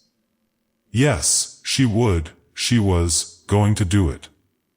10 years have passed and she has never done it, and today, after 10 years of foolish resistance and wear and tear on the physical side which repressed genius always brings, she is the decay of a glorious selfhood, lacking that subtle essence of divine command within her own soul. She lost all, and will have to give this incarnation to the development of a consciousness which can direct her own soul. The world is full of those who are going to do it, and so it is full of failures. Do it now is the watchword of success. It is common sense to give ourselves a legitimate amount of time to get ready for anything. The bigger our endeavor, the more time and thought it demands, and it is well said. Fools rush in where angels fear to tread, but it is also true that without this quality in the human soul which causes the fool to rush in, there are many fools who would forever remain at the fool's level of unfoldment. The urge that sends the fool on is the urge that deifies and glorifies our human endeavor, and the fool follows it in uncontrolled, undirected enthusiasm, while the wise man guides it, cherishes it as his most precious possession, training himself to allow it to urge him on and through almost impossible accomplishments. Going to do it never gets anyone anywhere, and the one who rises powerfully to the top of their own mountain of success is the one who first surveys the path to this mountain pass, and then taking the bit of the bridle of their own life in their teeth, runs away with themselves. It is then that the world, seeing them rush on in what appears to be madness, stops and says, "What is this?" And with attention comes interest, and through interest comes praise or ridicule, and through these comes cooperation, and their success is assured. Finding ourselves, knowing what we want to do, giving ourselves a legitimate time for perfecting our ability to do, then doing it, this is the law of success. Do it now. We may have only 0.1% perfection when we start anything, but practice makes perfect, and out of the very crudest material will come a gem, polished by use into a resplendent brightness. It is better to do and fail and profit by the wisdom born of this failure, than to sit down in unexpressed genius and atrophy from disuse. The past is spent, the future is thy God's, today is thine, hold fast the precious treasure. 10th Success Method, Psychological Sins. The world is full of psychological sins. Every hour someone is transgressing the higher laws of truth, trampling down that which is fine and right and putting in its place the imperfect, the crude, defeating their own purpose through the blindness of their own consciousness. The old world has said, life is just the difference between Tweedlededum and Tweedledee, but the Tweedledees have it, and this means that those who consciously or otherwise contact and express at all times the true law of a condition, time, place or person, have gained a power unknown and unpossessed by the blundering multitude who never see into the real center of things. Psychological sins are the little foxes in the vines of success who eat out for many the very roots of life. God himself could not pass a person into the possessions of a high law of success when every day, even with his big success laws perfect, they violate the great psychological subjective laws of truth. To be able to always say, do, and be the right thing at the right time, demands a high degree of consciousness, but in the measure that we pass up the proofs of such a law there hangs our own personal privileges and opportunities for progress. The names of psychological sins are legion, and each sinner has their own particular form of sinning, and it often demands microscopic spiritual examination to find the spot through which the law is operated. There are many avocations in which one fails again and still goes on working through into a bigger possibility. The law of life forgives our transgressions, and as we remit our own sins they are remitted for us. But those who watch race progress know that the one who persistently is guilty of psychological sins will never be forgiven, neither in this world, nor in the world to come, for as long as their violation of psychology continues, they will be bound by their own law. Chief among all psychological breaks, a prime factor in the production of failure, is the lack of sense that will tell you when to hold your tongue. Talk has beggared thousands. No matter how carefully it is used, it is bound to come that some day one will talk too much to the wrong person. It is not so much the sin of not minding your own business, as it is the love of talking. There are always many things that the other fellow need not know. It is a violation of all true being to talk about these things. To hold our tongues about our own affairs and the affairs of others especially, this is power. We may tell our secrets to the idle listener if we choose, we only hurt ourselves thereby, but what we think about someone else, and pour out with our own senseless talk is double sinning and seldom one cares to hear it and we become a bore to be avoided. Again, there are those who say, you can believe that I always say what I think and if I think anything, I am going to say it. Wrong again. No real psychologist ever says just what he thinks unless his finer senses tip him off that that is just the moment for him to say that very thing. There is a time for everything and nothing in all God's universe, but our own ignorance ever gave us the command meant to go around, spilling our says out uninvited. In fact, what one says often cuts no figure with the real truth. Our think and say are good for us to act by, but they might be entirely incorrect in analysis and the direction of others. It takes years of experiences and fine discrimination before the things which we say will not come back to us void, and we only get ourselves disliked and delay our own law of larger usefulness by meddling. Another sin is to play the traitor in small hidden ways to friendship, business or love, little suggestive insinuations behind the backs of others, a trifling betrayal of weak spots in their character or work or business, which they, unconsciously, put in our hands, or which we arrived at through the intimacy of friendship, and a friendship which made it appear possible for them to live for a moment, perhaps, off their guard. Every human life is transmuting something either in the self or environment. The guise of friendship allows a closer intimacy than is accorded to others, and through this we enter into shrines and temples of lives which are kept closed and sealed to the big useless crowd outside. It is a sin of the deepest dye not to have a shrine of absolute truth in our own life, and then to sneak like a thief in the night into the holy sacredness of another's shrine and turn from this to the outside world, tear down this shrine and demolish this temple with insidious hints and half-veiled suggestions, until we have let loose a flood of suspicion around it. This is theft on the subjective side of life, and as nature avenges herself on the material thief, just so the higher avenger of truth takes strict account. Even hell itself has no respect for its own valiance. On the path of life these human amaranthine weeds flourish for a time, suffering no flower, except their own, to rise, and often it seems as if the flower of their ultimate failure was slow to ripen, but the mills of the gods grinding slowly are daily bringing them nearer and nearer their own law. Men may never be able to fix the truth upon them, they are never found out, but the hound of heaven tracks them down. We meet them everywhere.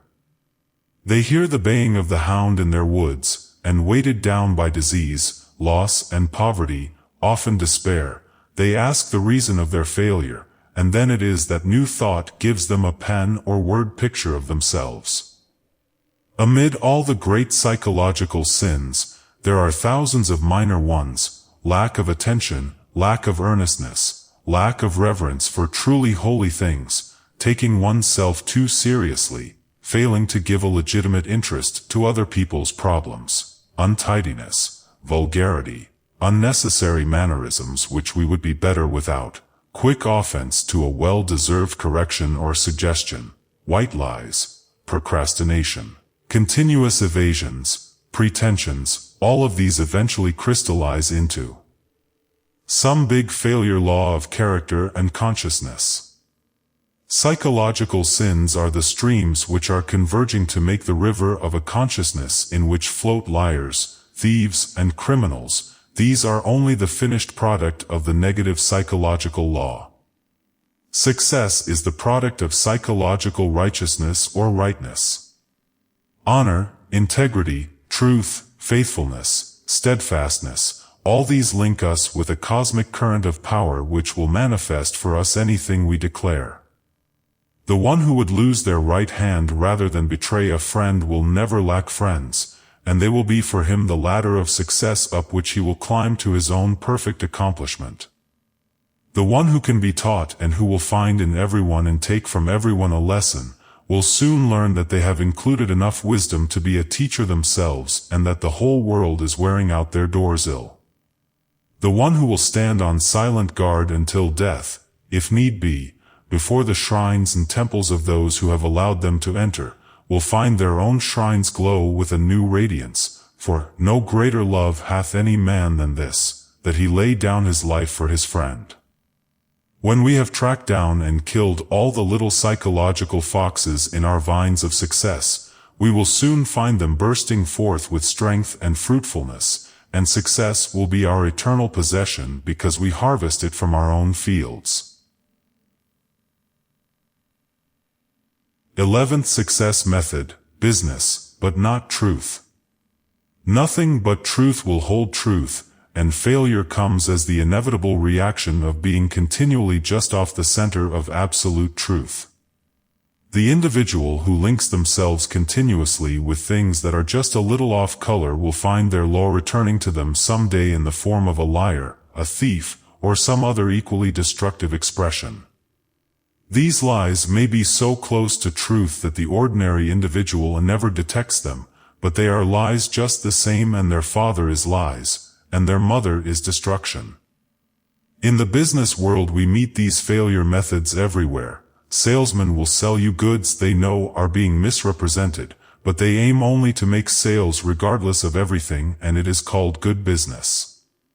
It is good business but not truth, and after a while you meet them and they are struggling with big business reverses and they wonder how the cyclone of reversals hit them. They forget, or never stop to think of, the failure law they daily intensified. A saleswoman who was truth first and business second went to clerk for a business firm. The first thing the proprietor taught her was how to operate the law of business lies. He said, "There is a drawer full of pins, they are all cheap pins, and cost 1 cent a paper. When a customer comes in, ask her if she wants a 5 or 10 cent paper of pins, and no matter which she says, take them from this drawer." Again he said, "A great many drinking men come in here. You are a charming woman. Whenever a man is a little tipsy, jolly him along and get all of his money. A drunken man always spends, and a clever woman like you ought never to let a man get out with a cent in his pocket." This woman was a good saleswoman and worked faithfully for a week under her employer's law of business, not truth. She saw hourly how himself, his working force, and herself were slowly selling their own true success law to the destructive power of eventual failure, and although she needed money to support herself and her child, she went to this man and said, "I refuse to sell my own soul for a mess of pottage. When I sell 10-cent pins they shall represent that value, and when I sell to men they shall have their senses undrugged by dope or liquor." As this employer gave her her wages, he said, "I am glad to get rid of you. With such talk you would kill my business." 2 years from that day the firm was in bankruptcy, and the saleswoman secure in a permanent position with a reliable house. Business, but not truth, brings its own adjustment. The law of justice is, after all, an eye for an eye, and a tooth for a tooth. There are dentists who fail because over a long period of time they willfully misrepresent prices and work. It may be easy to overcharge a green Swedish servant girl or an uninitiated German farmer, and it is easy to ask double the price because a doctor's patient calls in a limousine and has money. They cannot find out the real value. You are in a seat of power and business is business, but unseen fate watches and the universe takes strict account, and it is the universe which collects the balance of lies and false business. Many MDs have found, after years of practice, that they were stranded high and dry without patience, reduced from a $20,000 practice to nothing. Why, they ask. Once I did a good business. 9 times out of 10 the answer is written, business, but not truth. It was easy to keep a patient under the idea that he or she was ill for months after they were well, because it produced a good fee and the person could afford it. It is easy to ask $1,000 for a simple operation because a man is rich and must have the operation, and it is so easy when one is in the seat of power to misuse that power. And so this misuse goes on until it falls back into form, and the one who fulfills the laws must be carried along in its currents.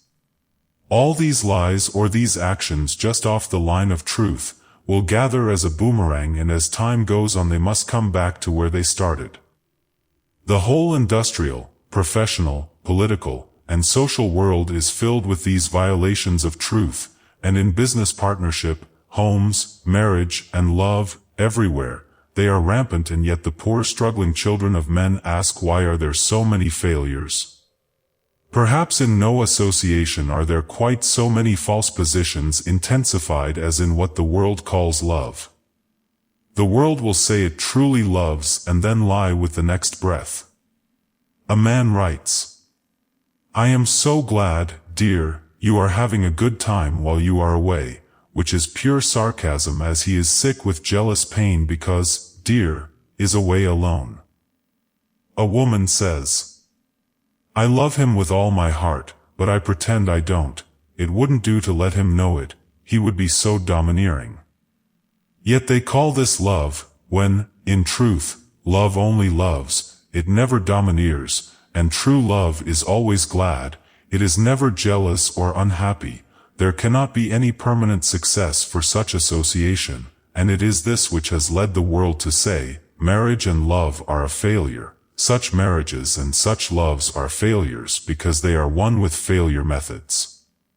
But true marriages and true love are life's holiest success, because they are built upon the law of true understanding and not pretension. The highest and greatest permanent successes are built around the lives of those who stand steadfast for truth, the whole truth and nothing but the truth. Whoever wants business success, love or ambition to blossom into fruition, must have the absolute principle of truth in their heart. It is said that civilization today does not permit truth to be either spoken or lived. This is the master lie, hatched in the consciousness of the prince of liars, and sent forth by those who are living the life of business but not truth. It fits their development to say this and if possible hold the mass mind to their own levels. There are in all this seething mass of misdirected energy seeds of mighty truth, and a new civilization is rising which speaks the truth and whose business, love, home and social relationships are assuming new and beautiful expressions.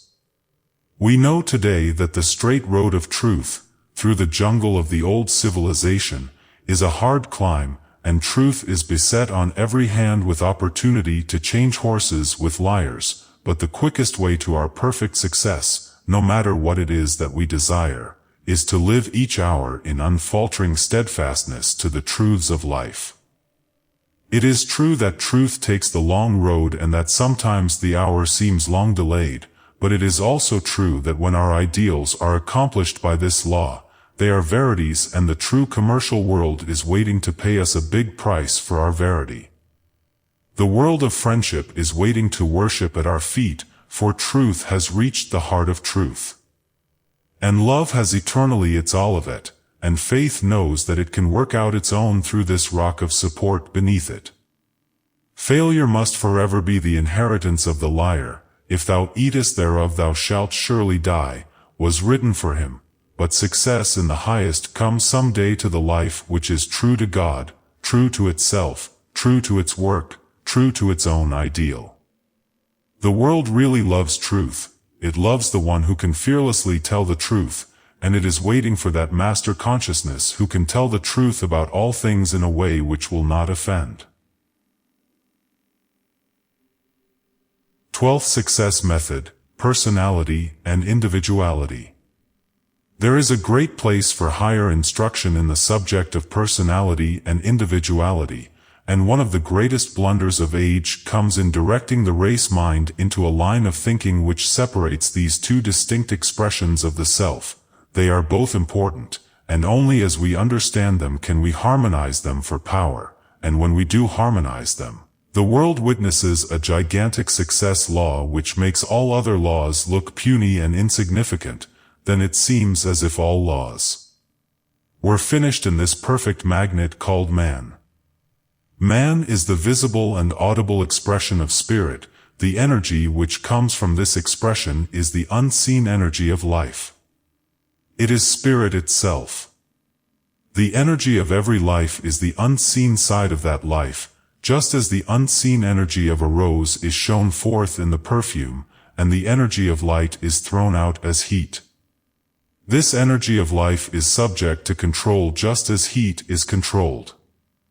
The external body of man, that which we see and touch, is simply thought energy materialized. We have been taught to call this personality. Personality is really only that energy which we have thought into expression, and it bears witness to our own estimate of ourselves. Our body or personality becomes the expression of just what we have created in the infinite energy and localized on the objective plane for our use. When we study personality, we must first start back at the beginning of ourself, and in order to do this we must begin as far back as our race personality. Every race has a personality as well as an individuality. One is a Jew, Gentile, or otherwise in personal appearance. How easy it is for even the common intelligence to detect the race personality. The individuality is just as easily recognized. Some races are warlike, some peaceful, some mystical and some material. We say when we know anyone, he is just like his kind, or isn't that just like a Jew, and lately I heard someone say, he looks like a Hindu and has all the characteristics of one, which proves positively that these two things, personality and individuality, stand out distinct in every life. Personality is an unstable thing, and can change from year to year. Lives brought under the stimulation of different thoughts often lose their race personality, and take on the expression of their new surroundings. One day, in a clinic held for the treatment of the sick Jewish people, a young man presented himself for examination. He had no sign in his personality of his birth relationship. He was asked for his history, and it was then found that he was the son of Jewish people. He had been born in America and had lived with American people, had grown up under a new type of thoughts which had utterly destroyed the old image. The chief of the clinic, himself a Jew, looked at the young man and said seriously, "What will become of our race if we continue to allow our children to lose the Semitic type?" This was proof positive again that our personality is only the expression of what we build for ourselves through thought relationship. The individuality does not change so rapidly. One has often been found who has lost his Semitic type, but is at heart a Jew and will continue a Jew to the end. The personality is the objective man, the individuality is the subjective man, and the work of life is to transmute the two into one, and make the outer man respond to the inner man. One sees the personality, he only feels the individuality. It is the subtle something which radiates from us. One may possess a very displeasing personality and yet radiate a very pleasing individuality. There are personalities which are really repellent, but often after we know them we find a wonderful individuality hidden within them, and are charmed with it and so learn to forget the displeasing exterior. Individuality is the positive pole of being and thinking, and our personality is the negative pole. The one who has a displeasing personality and a pleasing individuality tells every passer, by that he has lent himself to negative inharmonious lines of thinking, if not here then in some other state of consciousness, and that he has lived in the external mind and has been caught in the diverse currents and the laws of common consciousness, and that in this life he has not yet learned to join the two forces within his own being. Often we have heard this expression, he is a grand individual and his personality is in keeping with his character. This means that the same quality runs through and through, that the warp is the same as the pattern. Our personality will naturally put on a different expression from the individuality when, by force of habit, either racial or acquired, we make our consciousness dependent on external things, instead of controlling and directing all external conditions by the law of life from within. Individuality is an expression of conscious growth, and our personality may be made the perfect objective expression of this growth. The purely personal life is not a whole life at all, it is only a part, just as the body is only a part of the divine man. Individuality is often latent in every life, and after the development of the personality is over, the individuality begins to speak forth. It is nothing but the finer thought life that has been growing throughout all time. Every moment of our life individuality is adding to itself and personality is adding to itself, and when the two become one, the same material is used for both and there is no longer need for transmutation. But as long as there is separation between them, one may know that there is some work yet to do in life. The whole scheme of existence makes for absorption of the lesser into the greater, the subliming of all matter into the manifestation of spirit. Individuality is the positive pole of being and thinking, and our personality is the negative pole. The one who has a displeasing personality and a pleasing individuality tells every passer, by that he has lent himself to negative inharmonious lines of thinking, if not here then in some other state of consciousness, and that he has lived in the external mind and has been caught in the diverse currents and the laws of common consciousness, and that in this life he has not yet learned to join the two forces within his own being. Often we have heard this expression, "He is a grand individual and his personality is in keeping with his character." This means that the same quality runs through and through, that the warp is the same as the pattern. Our personality will naturally put on a different expression from the individuality when, by force of habit, either racial or acquired, we make our consciousness dependent on external things, instead of controlling and directing all external conditions by the law of life from within. Individuality is an expression of conscious growth, and our personality may be made the perfect objective expression of this growth. The purely personal life is not a whole life at all, it is only a part, just as the body is only a part of the divine man. Individuality is often latent in every life, and after the development of the personality is over, the individuality begins to speak forth. It is nothing but the finer thought life that has been growing throughout all time. Every moment of our life, individuality is adding to itself and personality is adding to itself, and when the two become one, the same material is used for both and there is no longer need for transmutation. But as long as there is separation between them, one may know that there is some work yet to do in life. The whole scheme of existence makes for absorption of the lesser into the greater, the subliming of all matter into the manifestation of spirit. The law of each life demands that the personality and individuality become joined so that the individuality may express externally as well as internally, that is, to become the visible as well as the invisible power. The personal must become refined and etherealized through the stimulation of the higher impulses.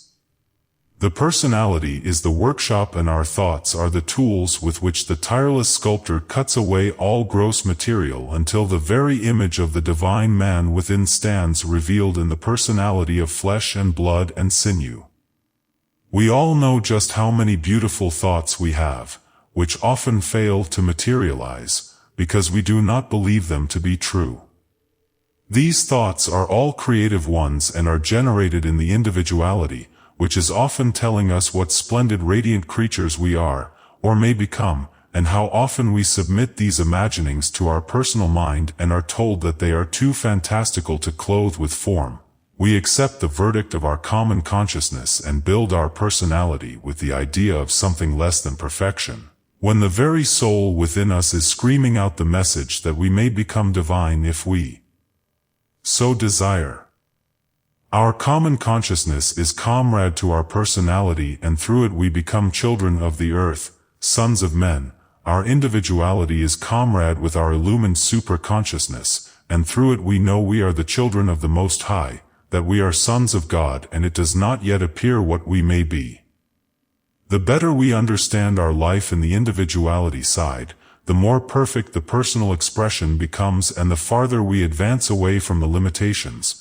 It is then we turn perception into the freedom of revelation. Every positive creative thought is added to the individuality and each day developing a higher function of the body. Every thought we carry is creative and must by natural law express somewhere. It must be localized in the physical body, or it must be represented as energy which we radiate through the body. The more crude the thought generated, the more dense must the body and the radiations become. The personality and individuality never were and never can be anything else than the negative and positive reaction of the same power, and this power, infinite consciousness, expressed here in human form. Individuality will forever remain the twin of personality until mankind merges them together. They were born together and they will remain together until the higher absorbs and controls the lesser. The visible world and the visible body are both under the same law. The external grows from a fuller rushing out of the inner life. The personalities grow and refine through the new truths learned. The closer it allows itself to follow the invisible but insistent individuality, the more beautiful and harmonious it becomes. In the struggle for existence and the accomplishment of our success law, both personality and individuality have their power, and those who forget, find it out later on to their sorrow. Our personality is our introduction to the world. It is the real press agent to the multitude. It speaks a silent message and depends wholly upon us to make it tell a wonderfully attractive message. No matter how beautiful one may be in mind and character, they are just that much more attractive if they have all this joined and expressed in their personality. No matter how unattractive anyone may be, there is always one personal charm which can be made the center around which individuality can attract and manifest. The one who neglects to find their strong personal point of power and intensify it, does so at their own risk.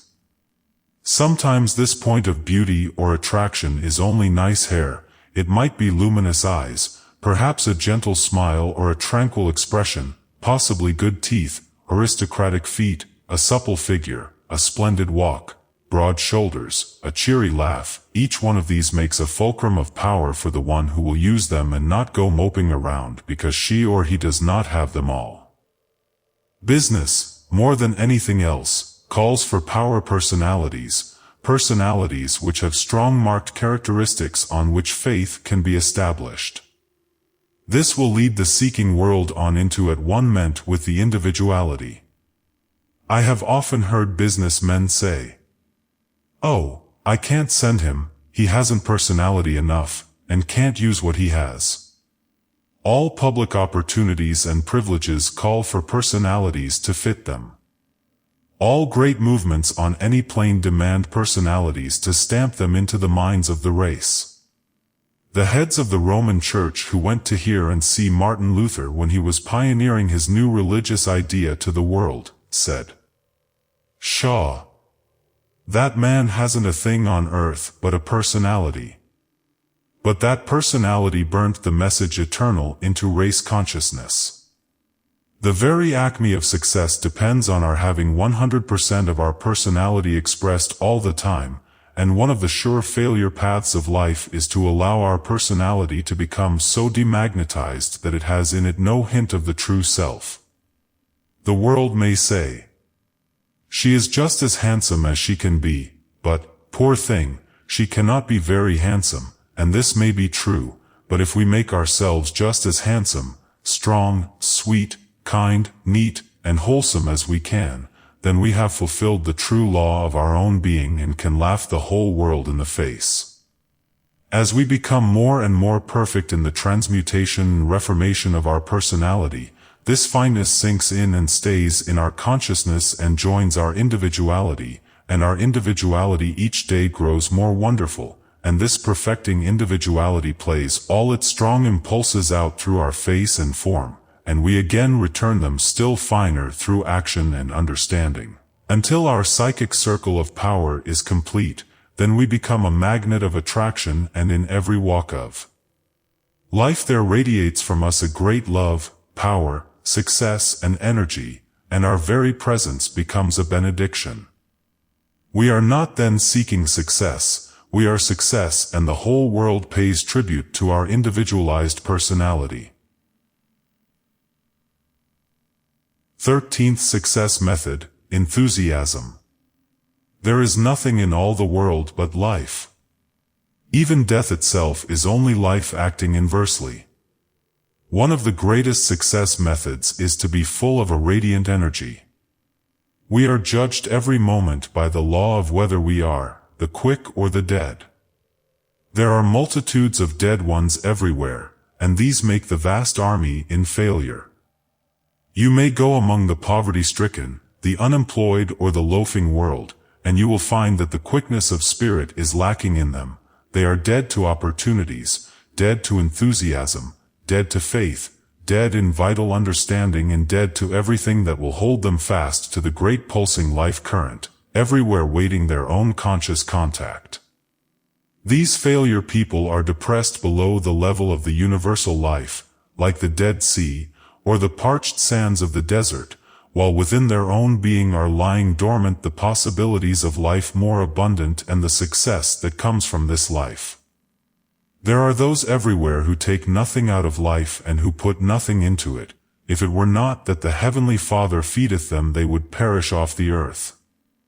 There are many people who live in all the beauty of this earth, contacting hourly the wonders of earth, sky, sun, water, and verdure, and yet are blind and deaf to all that nature's voice is speaking.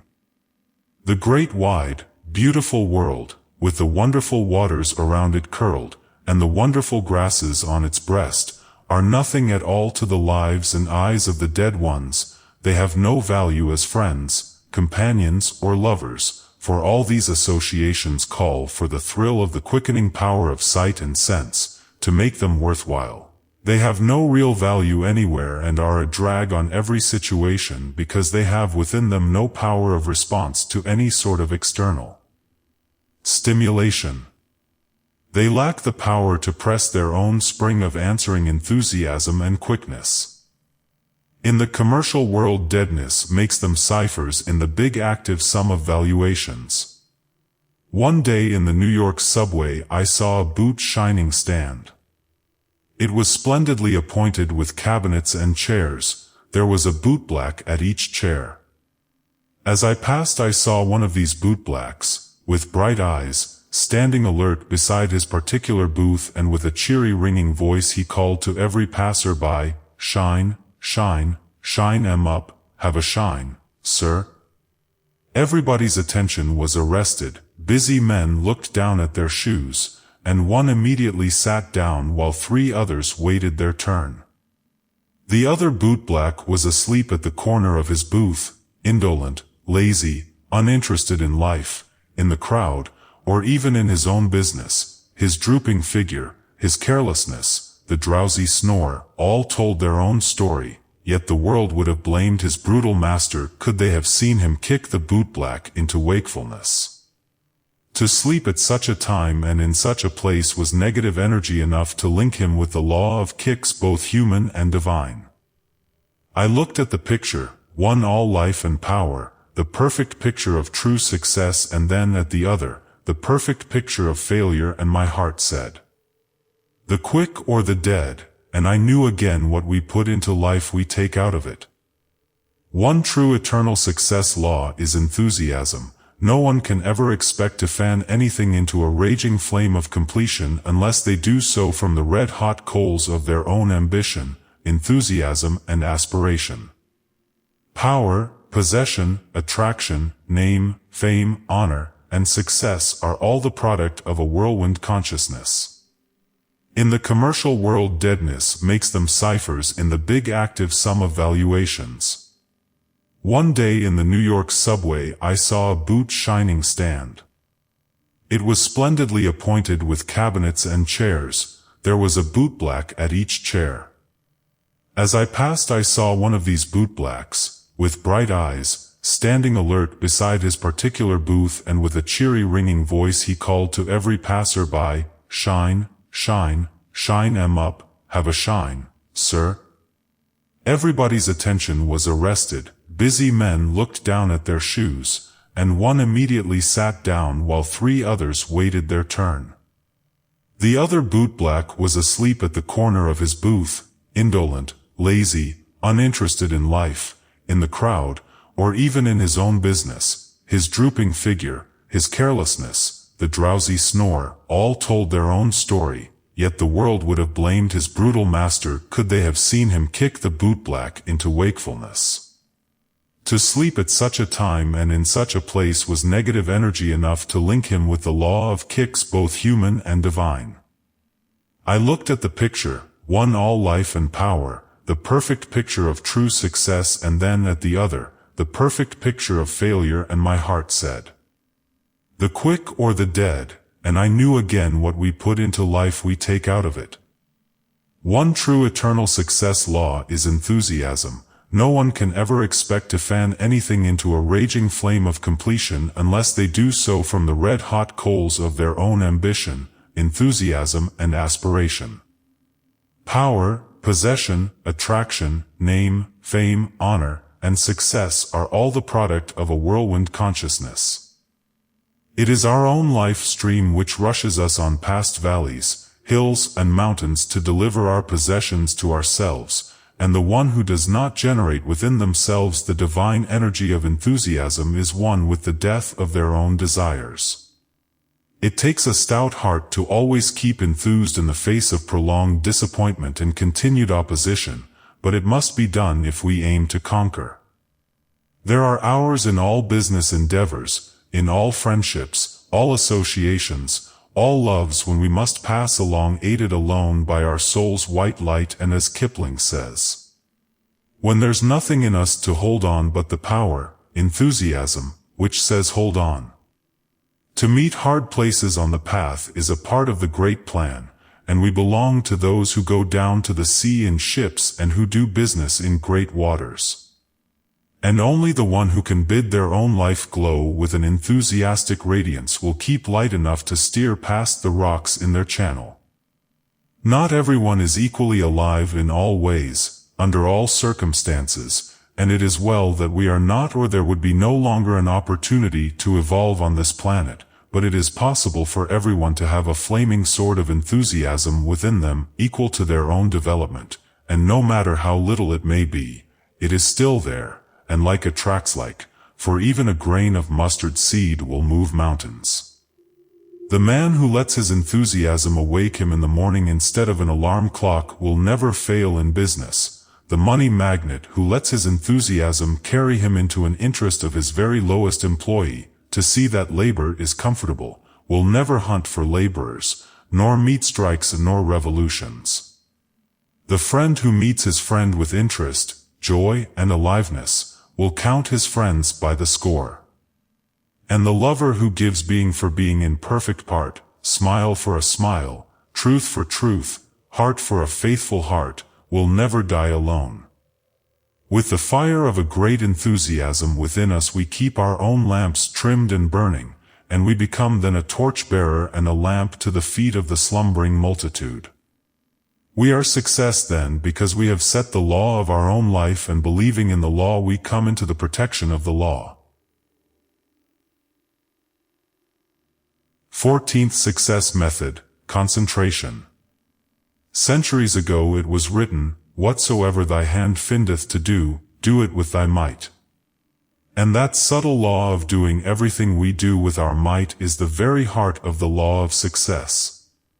Upon concentration more than upon any other thing hangs our hope for ultimate self-perfection.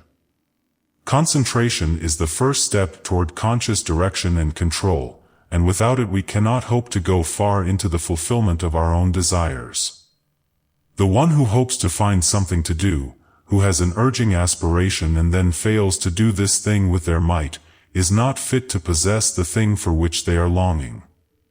It is possible to go through life idle and drifting, thinking the world owes us a living, and we do get some things because the universal life always floats an abundance of supply on its bosom, and anyone who wants to do so can eat the crumbs which fall from the idler's table. But if we hope to come out into any definite form, use or value, we can only do it by bending nobly to life's oars.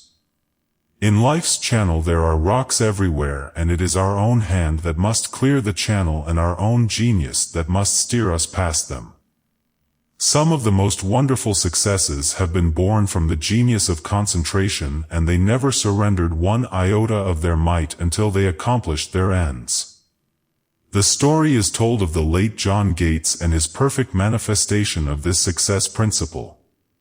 He went to San Antonio, Texas, and saw the great possibilities in Texas. He came to the state some years ago as the agent of a barbed wire company, and emphasized his belief to an old citizen now a resident of San Antonio. This old citizen was complaining that he could only make a living here. "Make a living," said Gates. "Any man can get rich here in 10 years.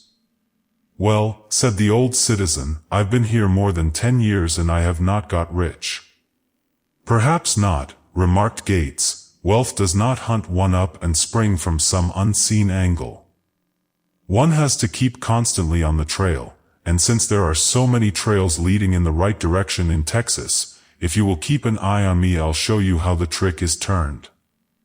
Some years later, when Gates became heavily interested in the lumber business in the eastern part of the state, someone said to him, "You cannot make the lumber business go here, since there is no means of shipping it." "Never mind," remarked Gates, I'll make a place to ship it from, and then I'll show you that there is enough lumber in Texas to weatherboard the universe. Sometime after this he met the old man to whom he had talked about getting rich when he first came to Texas. "I hear you are making it go," said the old man, "and that you are really getting rich, as you said you would." "Making it go," remarked the man who saw possibilities. "Damn it. Things are making me go. Things come so easily here that I am constantly on the dodge to keep from owning the whole state of Texas. It's the easiest game I ever played.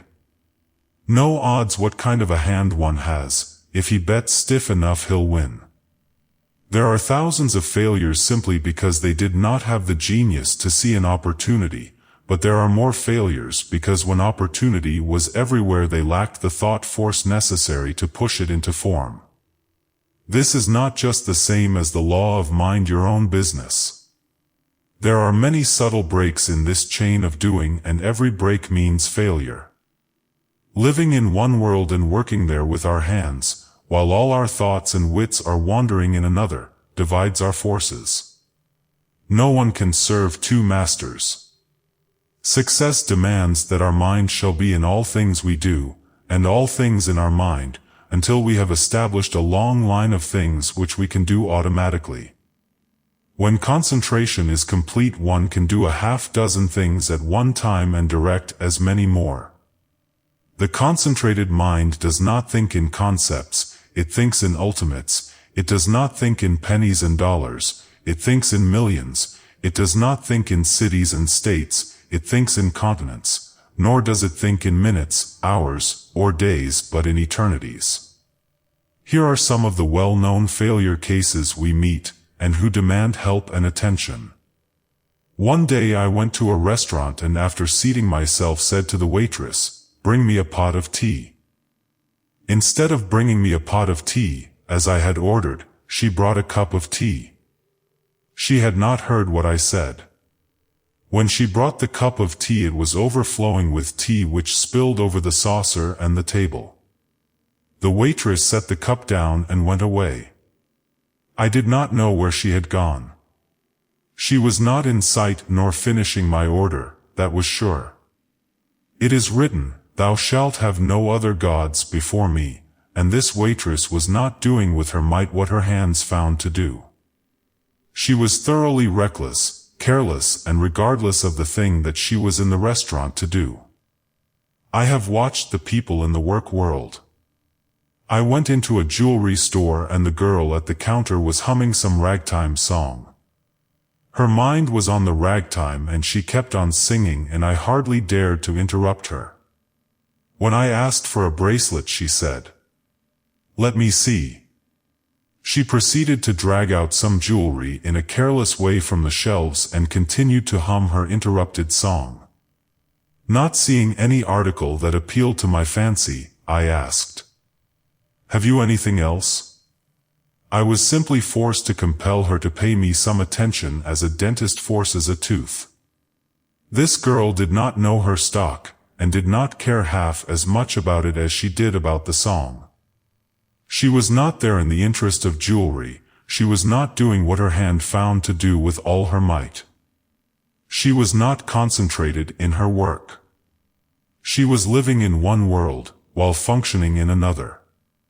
Another incident of like character. I went to a coat store and asked the saleswoman to show me a coat. She stood like a statue and asked, "What kind of a coat do you want?" I replied, "I do not know, I want you to show me some coats."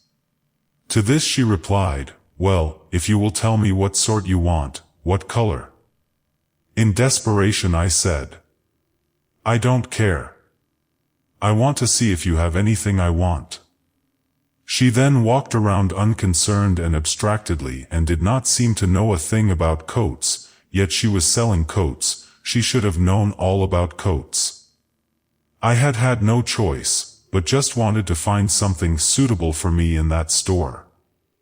What would a concentrated saleswoman have done? A life that was in power, a saleswoman who was doing with her might what her hands found to do? she would have said, "Here are some coats." And then she would have piled up coats of all descriptions before me, and she would have made suggestions in regard to them and mentioned their attractive prices and would have tempted me to try on half a dozen of them. The girl in the coat store was only one of 10,000 of her kind who are walking the streets out of a job, and wondering why someone else has work and she has not. Finally I saw a coat on a rack and put it on myself and asked the saleswoman if the attached tag was the correct one, and being assured that it was, I concluded to take this coat. Then I said to her, "I want to tell you something that you won't forget. You did not sell me this coat, I got it in spite of you. The man who employs you would have lost this sale as far as you are concerned, and if he had lost this sale to me he will lose 25 or 30 sales during the day because of you. And when on Saturday night he comes to you and says, 'I have no use for you,' you will shed bitter tears and ask what the matter is. You have not learned the first principles of keeping a position, and nobody will then employ you. I am not a prophet, but I venture to say that you have been out of work half the time for the last 5 years, and you can't keep a place more than a few weeks." Afterward I found that I was right and that she was afraid that she would lose her place that very Saturday night. The whole world of commerce and industry is looking for mascots, for people who can come in and help them to intensify their business, who will be a help to them. They are not looking for people like this sales girl, to stand around and let the customers buy their own goods, and sell it to themselves and almost make out their own checks. They are paying their help to be the link between their goods and the public that is seeking them, and until this is learned, people of this saleswoman type will wander and continue to wander over the face of the earth because they do not have that necessary concentration to hold them steadfast to their work. The fault is not in their employers, but in themselves. The saleswoman I have cited was one whom nobody liked. Why? Because she did not put anything into life, and consequently could take nothing out of it. I am taking this girl as a principle, because she is one of many of her kind who clog the world with failure and always asking themselves, "What is the matter with me?" Their methods are faulty. Our first fundamental is that success is built upon one thing, success methods, and failure is built upon one thing, failure methods, and this saleswoman hoping for success was using failure methods, and there is no relationship between them. One is the product of unconcentrated, unrelated, indifferent life, and the other is the product of a conscious, powerful, related and concentrated life. Do with your might what your hands find to do, and concentrate on that work until you are absolute master, no matter how much you dislike your work. If you had outgrown the thing you are doing, you would not have to do it, just as one lays down an old coat that is outgrown. The moment we are big enough to get rid of a thing, we are forced to leave that thing. We could not stay, for the larger law of our life displaces it. We cannot stay with it because the cosmic law will push it off. Man's fitness is measured by his understanding and by his perfection in the place on his path, and so today if we are working in a place which we do not enjoy, it is the measure of the state of consciousness we have intensified so highly that it cannot keep out of form. A man once said to me, "What is the reason I always get such 5-cent jobs?" Why, I am a bigger man than that. I have a great deal of ability and I simply hate these 5-cent jobs. I never get anything that is up to me. I can't do these little things with any degree of power or efficiency, because all the time it just grinds me to think I have these little positions. I want something that is as big as I am. I said to him only the eternal truth when I replied, "You have a 5-cent job because you have in you a 5-cent man whom you have intensified so that he cannot keep out of form. No man ever had a 5-cent job who had not the 5-cent consciousness, and that is the measure of your concentration." This man had concentrated only in the degree of power which represented the 5-cent man, and he will keep the 5-cent jobs until his mind and power are enough to get more than that. He will then be the biggest man in the 5-cent position, and the 5-cent job will have to slip off. It is better to be a success in a 5-cent job than a failure in trying to do the work of a millionaire. Again, women say to me, "I want to attract a great big God man into my life." Now what is the reason I never meet the kind of a man I want to meet? What is the reason that all the men I meet are sort of 5-cent men? They are not worthwhile. Don't you see that is the same story from the woman's side as the man with his work?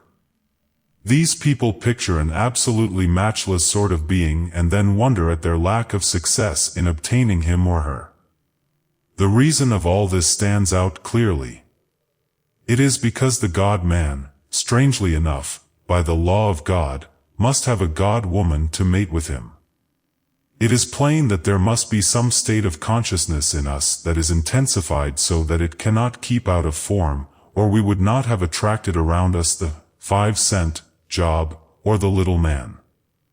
Only as we pour out the whole strength of our selfhood and character can we displace these small things, and when the great bigness of our life is expressed, we then attract the position, person, or object that fits that life.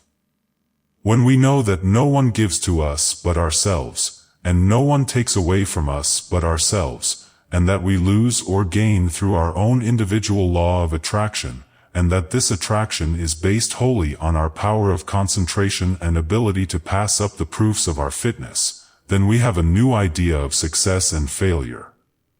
We begin to put the blame where it belongs, upon ourselves, and to really know that the perfect or imperfect expression of life is in our own hands. There is only one world, and all things are in it.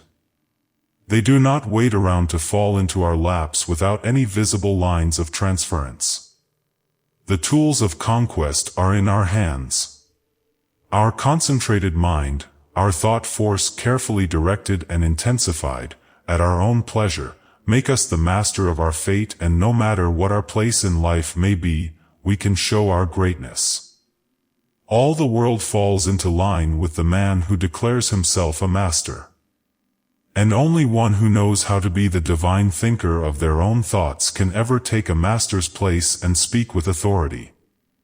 Concentration first, then an unfaltering determination to do.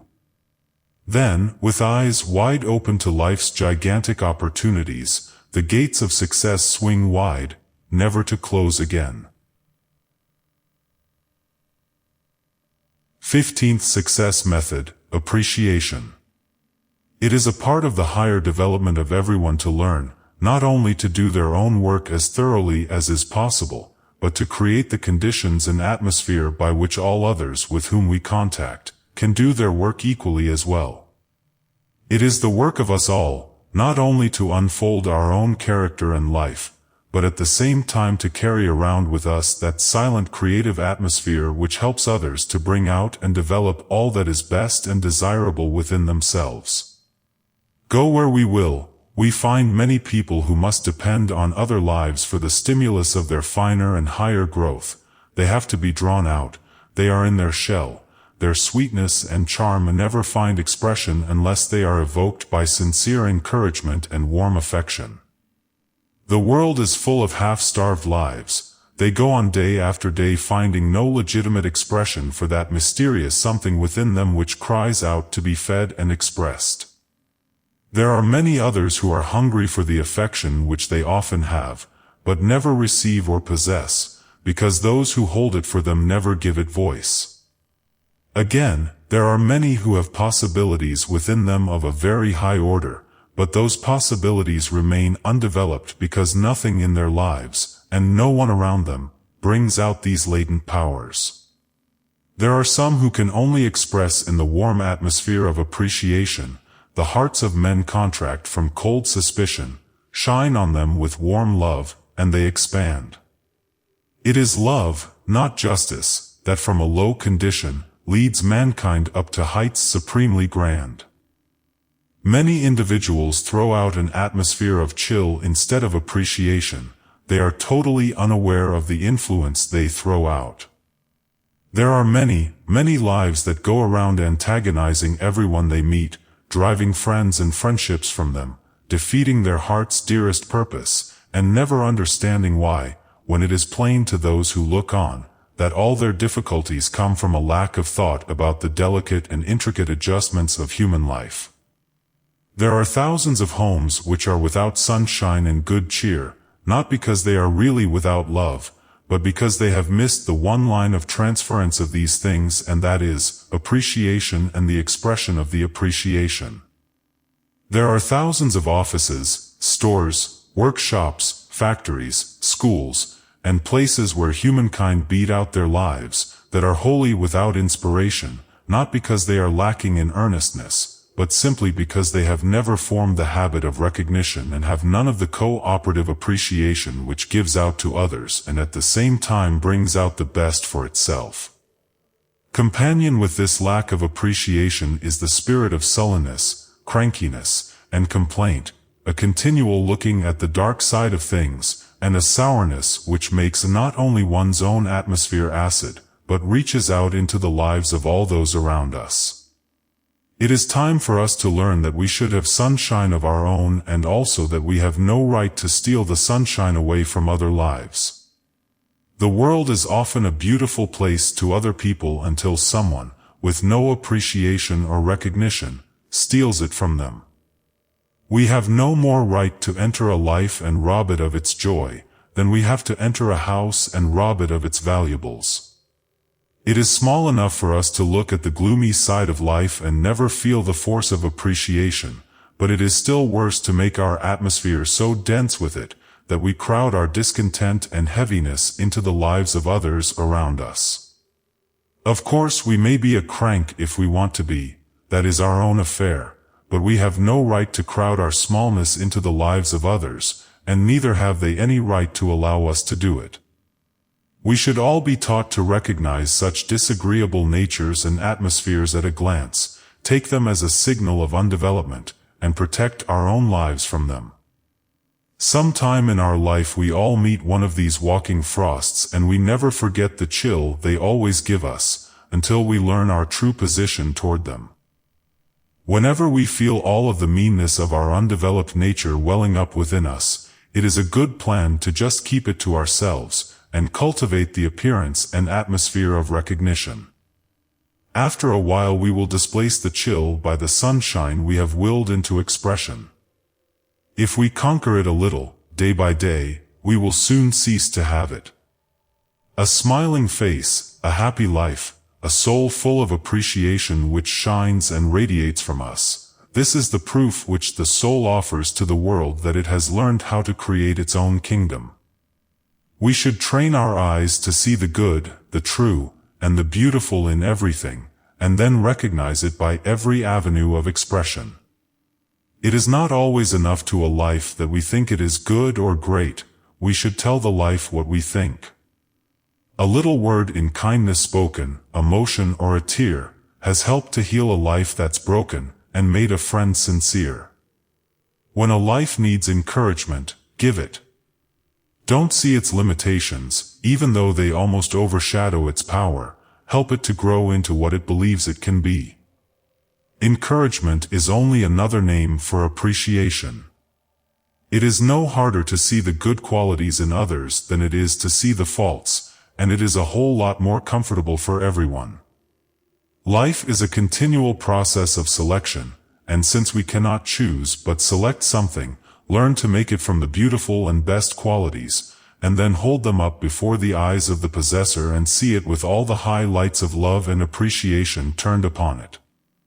If we make the most of all the good and great things we find in our lives, we will have very little time left to grieve about what we do not have.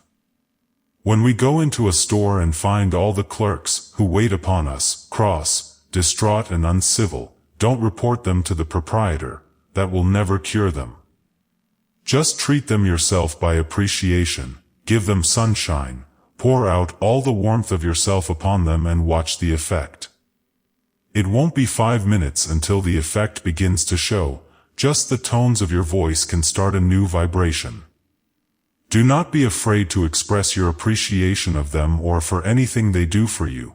There is no life on earth that can stand against real, sincere recognition.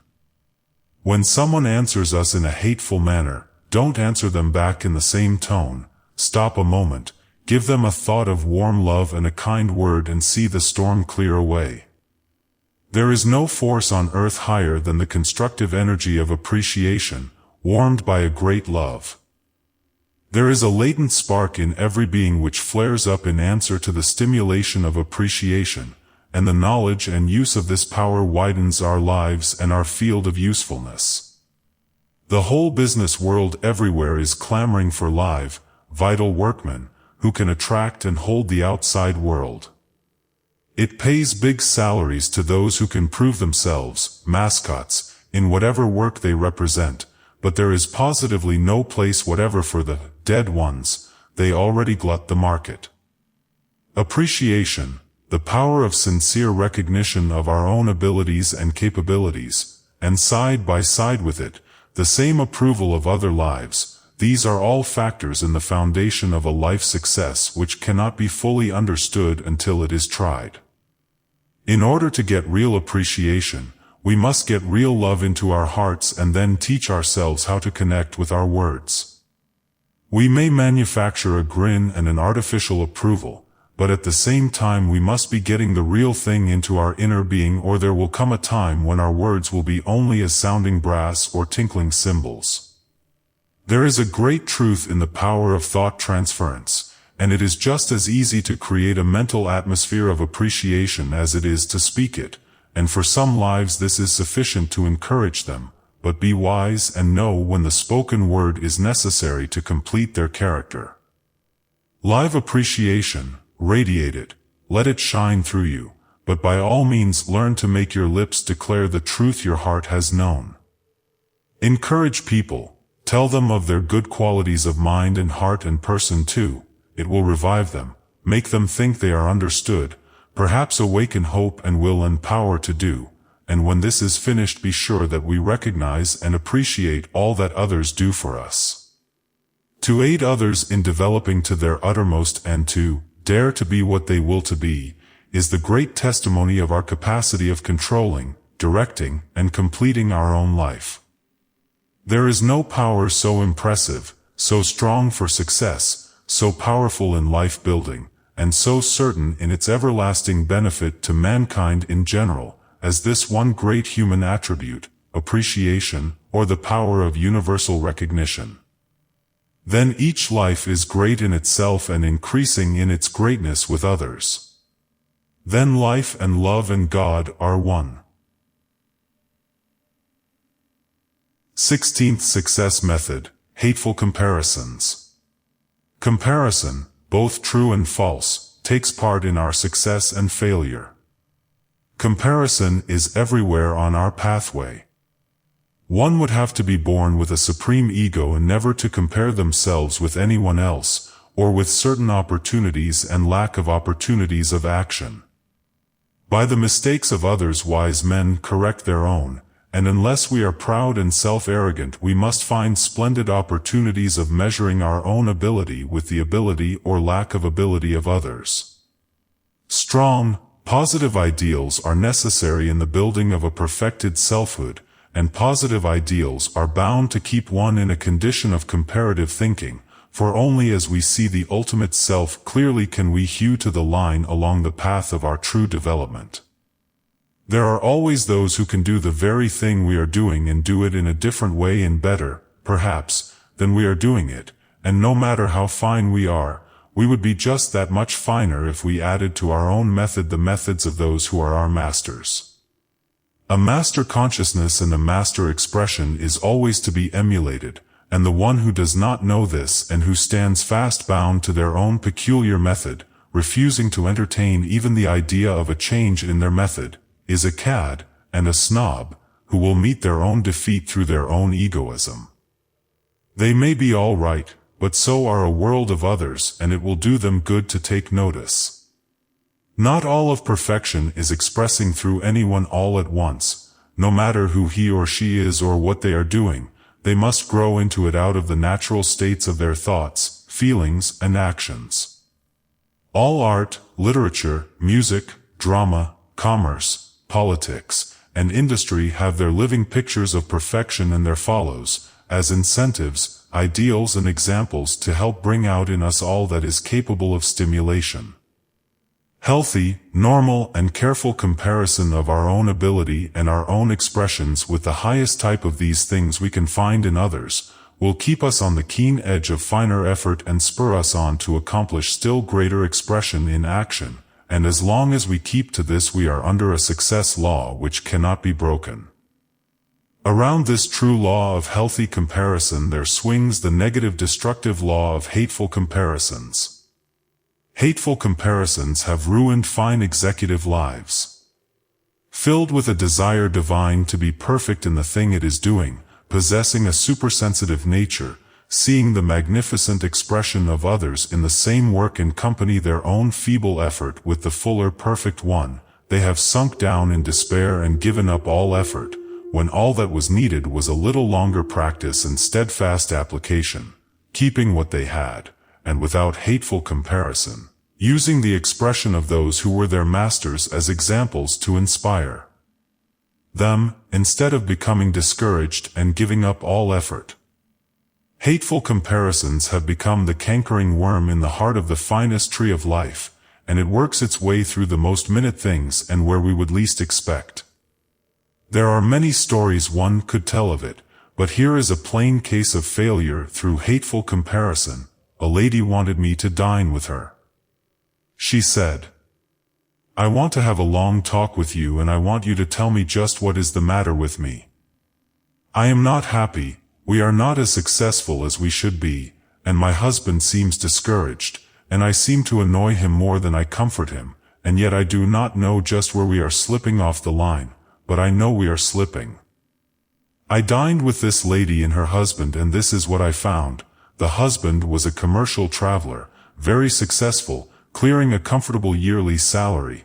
They had been in every country and at last had selected a certain city for their permanent location, and decided to build a little house, just to have an abiding place to which they could repair for rest during his vacations, and where the wife could remain while he was away on short trips.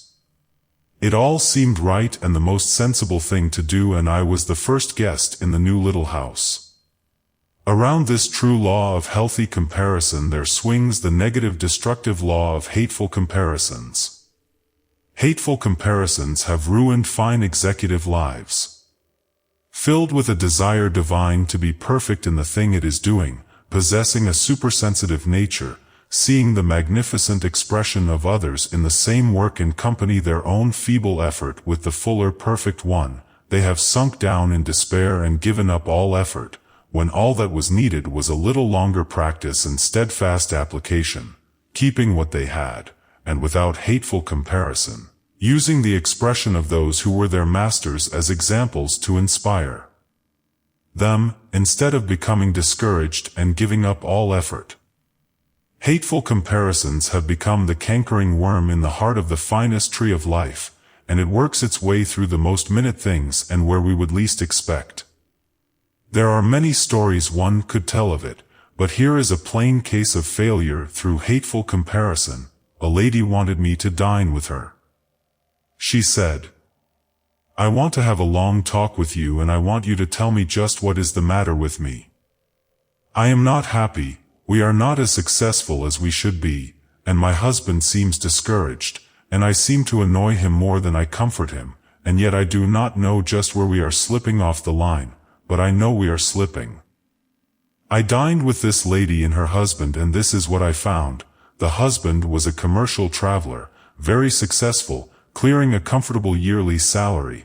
They had been in every country and at last had selected a certain city for their permanent location, and decided to build a little house, just to have an abiding place to which they could repair for rest during his vacations, and where the wife could remain while he was away on short trips. It all seemed right and the most sensible thing to do, and I was the first guest in the new little house. The house was a perfect gem in architecture, and all the appointments were perfect, and I exclaimed with delight at the beauty and simplicity. As soon as we were alone together, the wife said, "Now come and see all of my new house." Then and there she began to reveal the canker at the heart of her rose tree of life.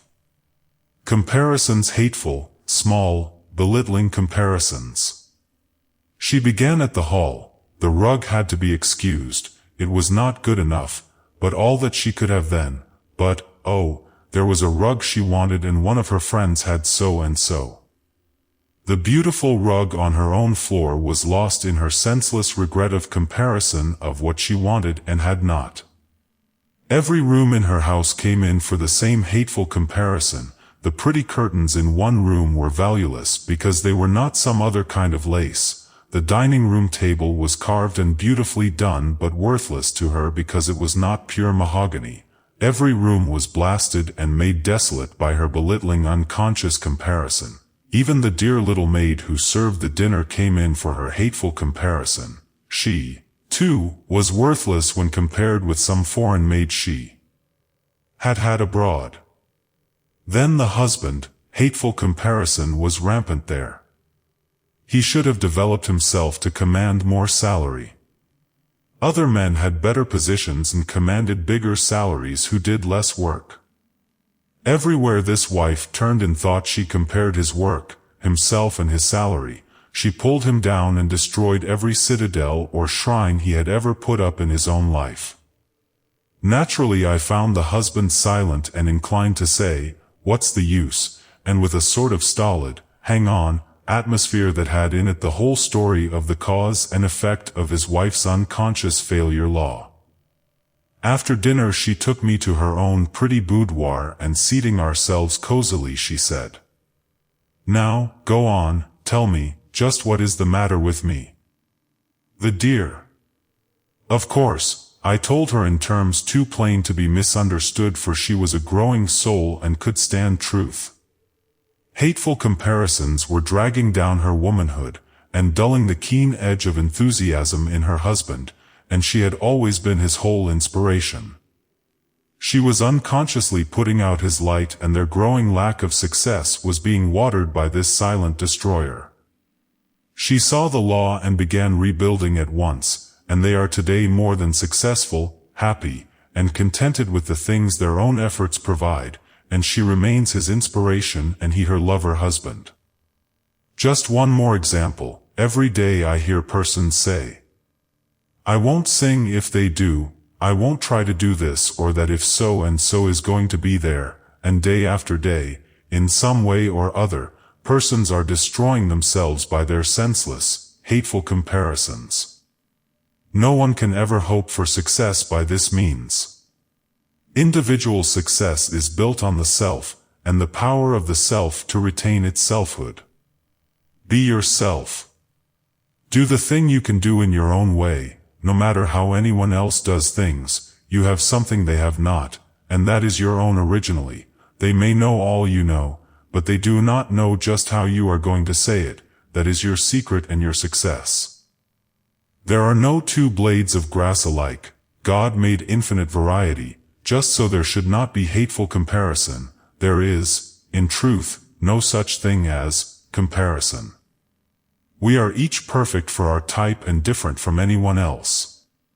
Let the wild rose alone, she couldn't be the lily if she tried, Ella Wheeler Wilcox said, and you are all right, no matter what your expression may be, and if you work on perfecting your own type, you will get somewhere, but if you bind yourself with the wretchedness of comparison, you will fail, just because you make your consciousness one with the law of failure. Whatever you have around you in things, people, and conditions are just what you have the power to create, and they will remain until you change them by making new conditions, so don't belittle them or compare them, love them and call them good and try to displace them by finer attraction. Jesus said, "And if I be lifted up, I will draw all men unto me," and the individual who will perfect their type, and make themselves the 100% expressed of just that thing that they are, will have success. It will come and abide with them because they are fulfilling the true laws of their being. Comparisons for growth and example. This is only embodied stimulation to higher effort and purpose and is the ladder by which we climb past our dead selves to higher things. Comparison for depreciation and rejection of our finer selfhood. This is failure, and the one who does it reaps what they sow. The true self knows, and knowing, dares the way, turning aside, perhaps, to get a shorter path, but holding fast to the great mortal birthright which allows it to say, I am that I am. 17th Success Method, Happiness. There are those who are always sad, unhappy. Their gloom reacts on everything around them, and carrying this load of despair they become a dread to their friends, their loved ones. Business opportunities pass them by because no one wants a walking tale of woe which, by every look, tells to every passerby the negative failure method of their lives. If we look deeply into every life that touches our own, we will find that each one is on the same journey, each hunting for the same object. It is plain that everybody is filled with only one great purpose, which stands paramount to all others, and that is, the desire to be happy, to find happiness, not the fleeting content which anyone can feel for an hour, a day, but that all-sufficient, certain and abiding contentment which makes for peace, power and plenty at every point in our human existence. Watching this search for happiness, we cannot help but ask, what is happiness? Where is it to be found, and how do we recognize a life which has found it?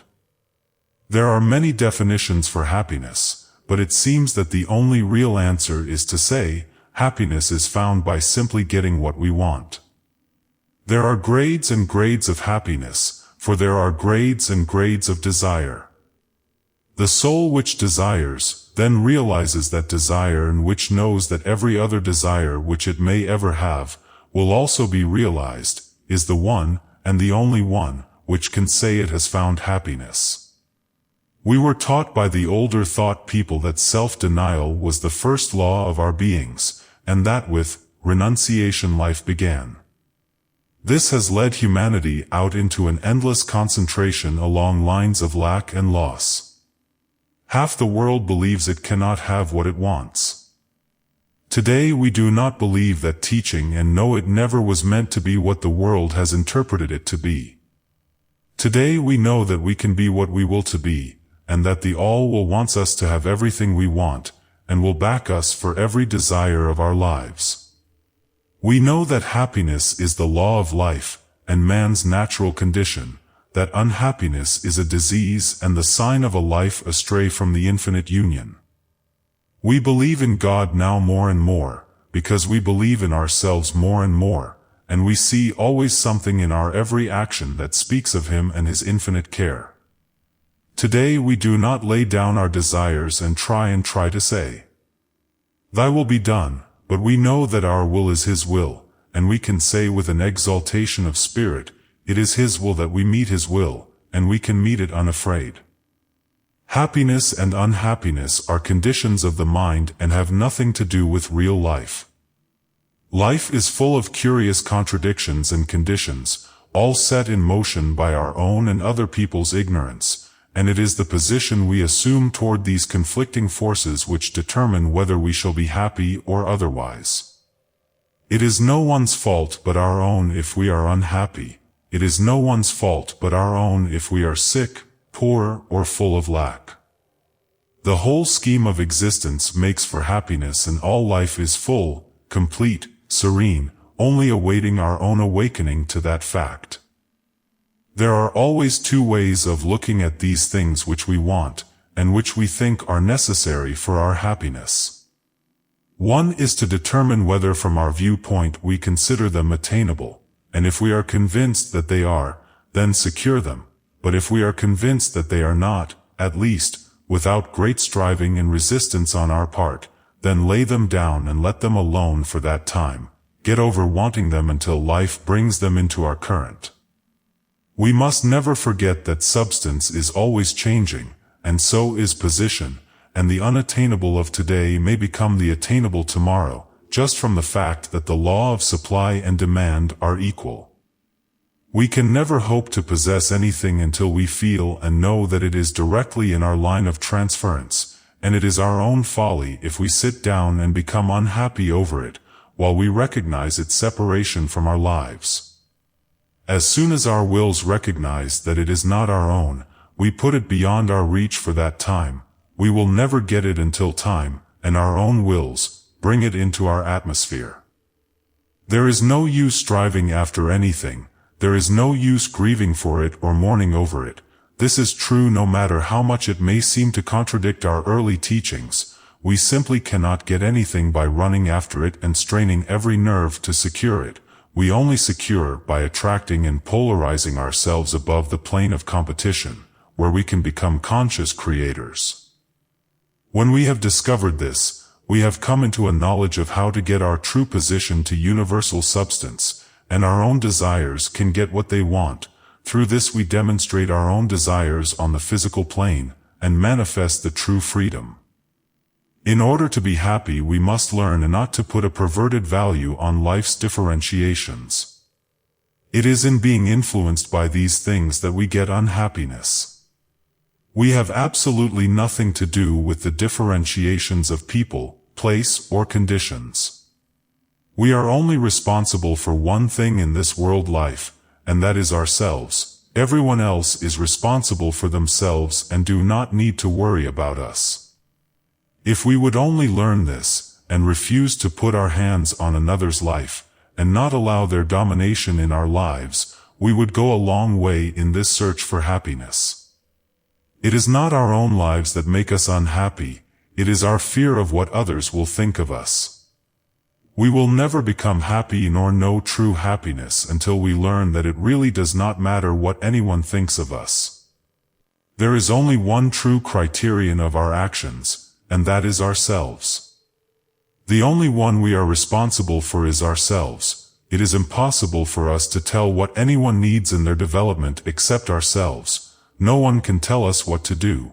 In the last analysis we must stand alone, and if we learn this, we put ourselves and our affairs far beyond the reach of promiscuous direction into the great path of truth, wherein whatever is right for us as well as for others. The life that has found its own center and who knows that it is its own unaided law that stands amid eternal ways in the midst of changing and chaotic conditions, that walks on serene with mind alive to the divine teachings, has the success law, and the true position toward the differentiations of life and the changes of substance. It is poised above the plane of competition, where it has only to desire and speak the word, and it will clothe itself in physical manifestations for it. Does it want wealth? It knows the opulence of supply and asks for it. Does it want wealth, love, possession, anything? It knows that there is abundance everywhere, and in the calm purpose of life, it has only to ask and it is given. This is realization, this is happiness, a realization which only is vouchsafed to those who have made a conscious union with the infinite. The life that sublimes itself into the plane above the human thought plane of error, comes into the perfect peace that passeth all understanding, for it has touched the absolute. That life looks at all the conflicting expressions of this earth life with all-seeing eyes, and knows that no matter what the expression may be, far above the heartaches, the self-made loss, the self-made pain or remuneration, the hand of the eternal good is guiding this life finds peace and happiness, and this brings power and power brings success. It knows that every idol of our human hearts must somehow, somewhere be laid down unless we know how to take it with us as we pass onward to our own fulfillment. It knows that we must lay it down with tears and pain, and lips dumb with suffering, and leave it until in that great day of all days, our soul is born into the higher kingdom of thought, where we learn to make union with our own, through God-like consciousness. True possession is true happiness. We cannot lose anything which is our own.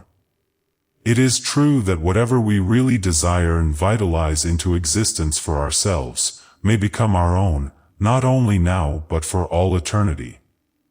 Failure, loss, pain and grief are but words to the life that has awakened to this knowledge. It keeps its soul filled with the greatness of growth, looks at attainment from a grand pinnacle of feeling where pain, trouble, heartache, loss, and unhappiness are unknown, but the happiness of an eternal realization is its soul. And happiness is a magnet attracting to itself all the free wonderful things in the world.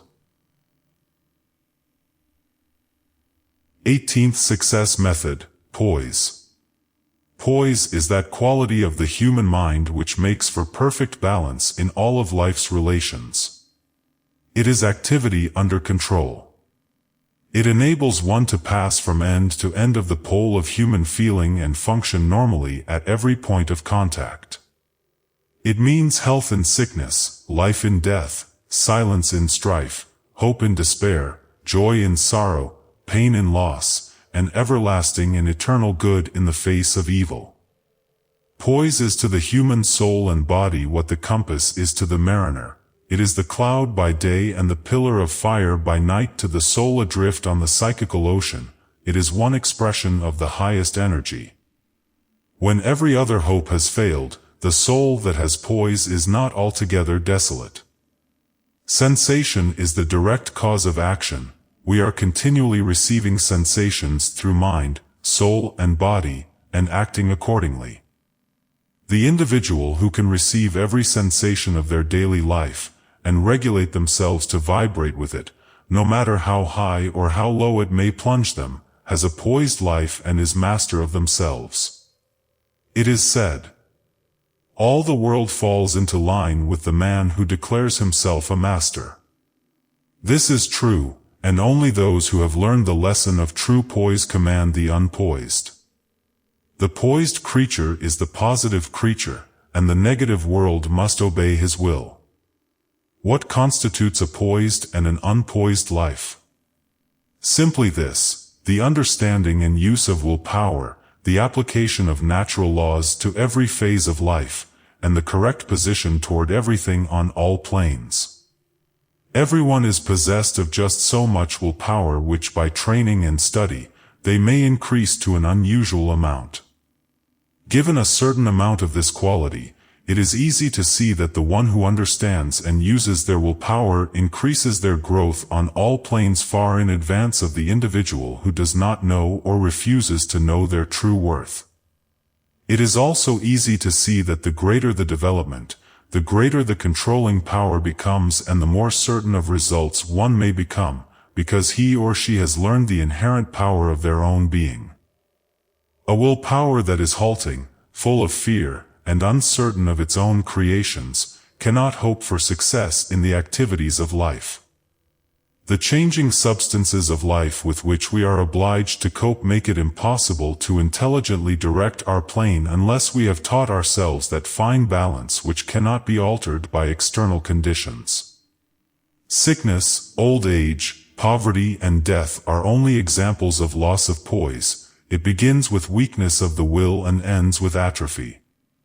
Sickness and poverty are inherited and acquired, and one of our safeguards against them is to poise ourselves in a positive physical and mental attitude and thus control our own being by refusing to be made the host for a crowd of emotions we do not enjoy. Inherited disease can never manifest in us unless we recognize the legacies which dead men have left us and accept them. They are negative conditions and can have no power over us except that which we give them. Acquired sickness is a condition purely of our own making. Even accidents cannot happen for those who are poised in the infinite vibration of truth, since those only who are poised for just those things which they choose and want, can come to them. In our will lies the power to create the diseases or to destroy them. There are only two important points through which disease gains entrance to our bodies, and these points are our emotions and our minds. Our emotions sense a purely imaginary condition, and our wills send these imagings through our bodies in thought currents until the minute cell brain of our bodies receive them and register them in their consciousness until they can reproduce them in form. Just here is where our poise comes into action. It is time for us to recognize that we are masters of communications which our minds will telegraph to ourselves. Our wills inhabit degenerative thoughts, and whatever our minds receive may be distributed evenly among the receiving stations of our nervous systems and no one center paralyzed by shock. There are those who are so separated from this willpower and control that a sudden surprise or shocking news will render them unconscious, and in others reason has gone out, and even life itself. All these grades of emotion are rates of vibration, and poise is one of the highest rates of vibration known. The soul that has found its poise and its true power and position toward the changing conditions of life has stood face to face with that supreme poise which masters all, and it has faith to say, "Though I walk through the valley of the shadow of death, I will fear no evil." We are all acquainted with the unpoised man, the self-conscious, negative creature, the one who doesn't know, and who says, "I can't." The whole world is full of a great skulking apologetic crowd, who cannot even come into our presence without carrying with them the atmosphere of begging to be excused for being born. This is the expression of the unpoised man, and it is he who has caused all the trouble between labor and capital in the world, and will continue to cause it until the I in all these individuals is lifted up and placed where it should be by themselves.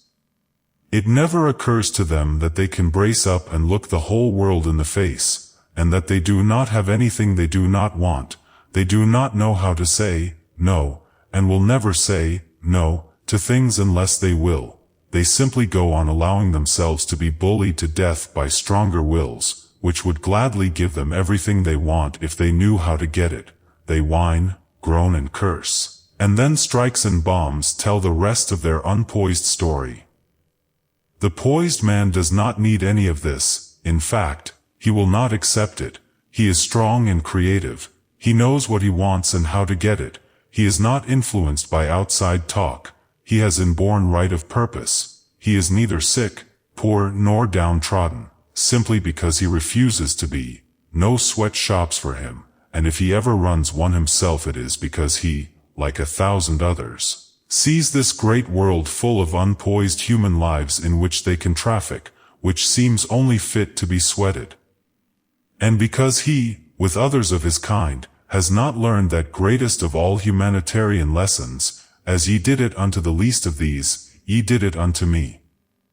The power of poise is great when used for evil. It is divine when directed toward the uplifting of self and the race. The first step toward poise is to cast out fear. There is nothing in all the world of which we need be afraid. We must know this, say it, feel it and live it until it stands out in our lives, a part of our every action, and we have passed into mental freedom. Be sure that we are the highest expression of life on this plane and have absolute dominion over our lives. We must never waver in our mental mastery. After we have secured our own freedom, set about getting it externally. We can have what we want, and what we want is the very best thing for us to have. It is our consciousness trying to get into expression. Do not let anyone else think for us. We have to become our own masters before we can have any force with anyone else. Advice is all right, but it does not amount to anything only as it helps us to reach our own conclusions. Do not let us worry about what anybody will think of us. No man is our friend and no man is our enemy, but all men are our teachers. We may do as we please. It is not really any matter what anyone thinks but ourselves. If others do not like what we do, let them leave us. We want companions in our life work, not slaves, servants, or masters. The only thing that anyone is ever really responsible for is themselves. It is our business to lift up the I, until by association with it all men will be lifted up. Do not think it is a dangerous philosophy to teach that everyone shall do just what they please. Far from it, for in doing what they want to do, they find the greatest of all lessons, that there is one great and continuous brotherhood of life, action, and being, and that no man liveth to himself and no man dieth to himself, and when they always do as they please, their inborn sense of right will teach them to never please to do anything that is not for their own good and the good of the world at large. They will find the greatness of happiness in doing what they want, and they will want the whole world to be happy.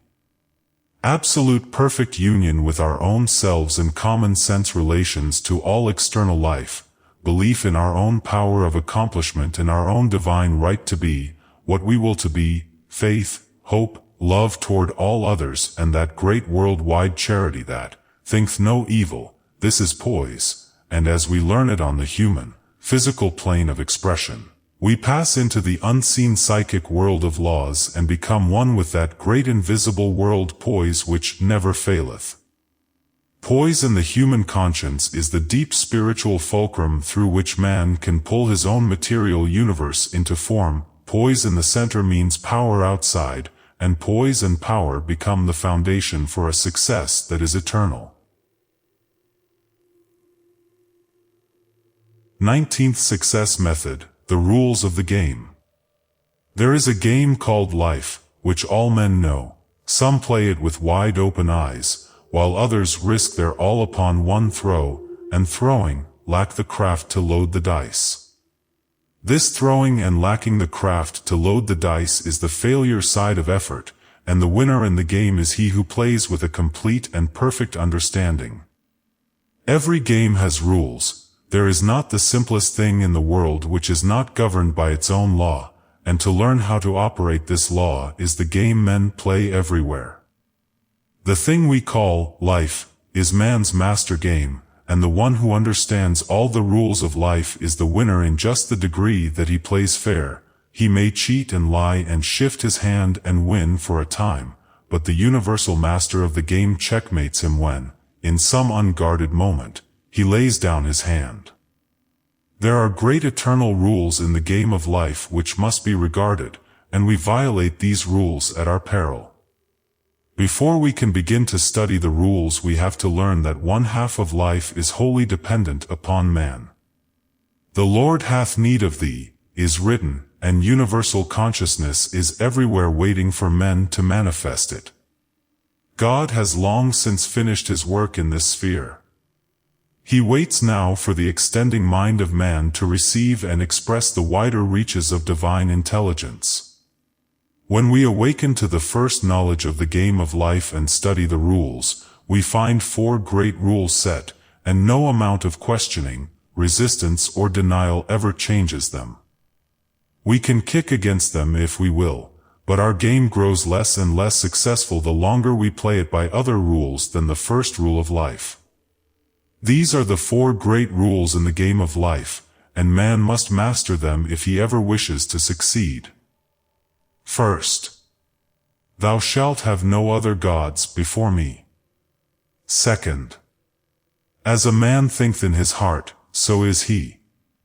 Third, resist not evil.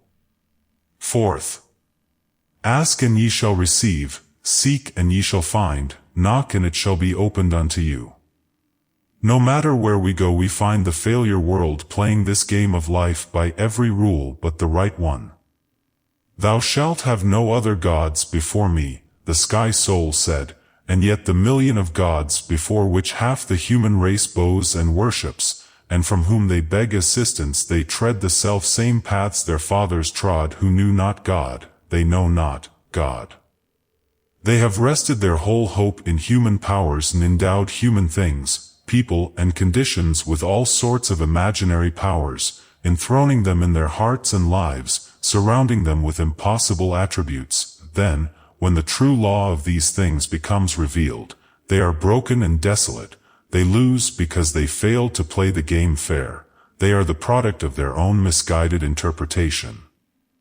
Out in the world of disease and lack, poverty and heartbreak, these people wander, the hopeless example of the laws they served. The hospitals are full of diseased, suffering ones, the insane asylums overflowing, surgical sanitariums receive a never-ending line of incurables telling him who runs and reads how imperfectly they understood the law. Thou shalt have no other gods before me, but before them and between them and their God source stands, the personality of the doctor, the crutch or the drug, the hope in the sanitarium, the belief in the surgical knife. Pinning their life to these things, they grew farther and farther away from the divine spark of power within them. Resting their hope in men and things, they lost the conscious union with the great creative spiritual energy of the universe which, set in active operation by the true rules of the game of life, would have prevented their physical degeneration. False to the universe, success in health, false to themselves, evading the true law of success in health, they become the worked-out sentence of their own judgment, and they themselves are discards from the universal pack. In the world of material gain, commercial and industrial success, this law of violation of the true rules falls with as sure a blow as it does in the flesh. Thou shalt have no other gods before me, and yet here struggling for supremacy men seek to rise through the power and influence of their fellow men. They look for help everywhere but to the true source within themselves and the universal.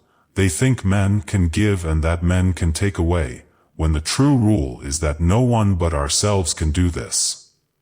When we link ourselves with the universal and create our own in consciousness, men must pass it to us by divine law. It is the great universal rule of the game of supply.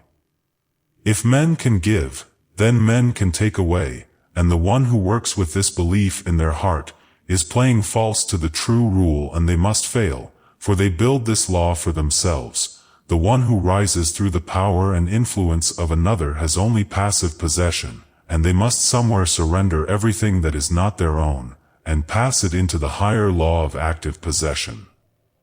No one can take our own away, and our own is just what we create for ourselves, and we create it by recognizing it in the universal, and then looking to men to bring it to us or connect us with it.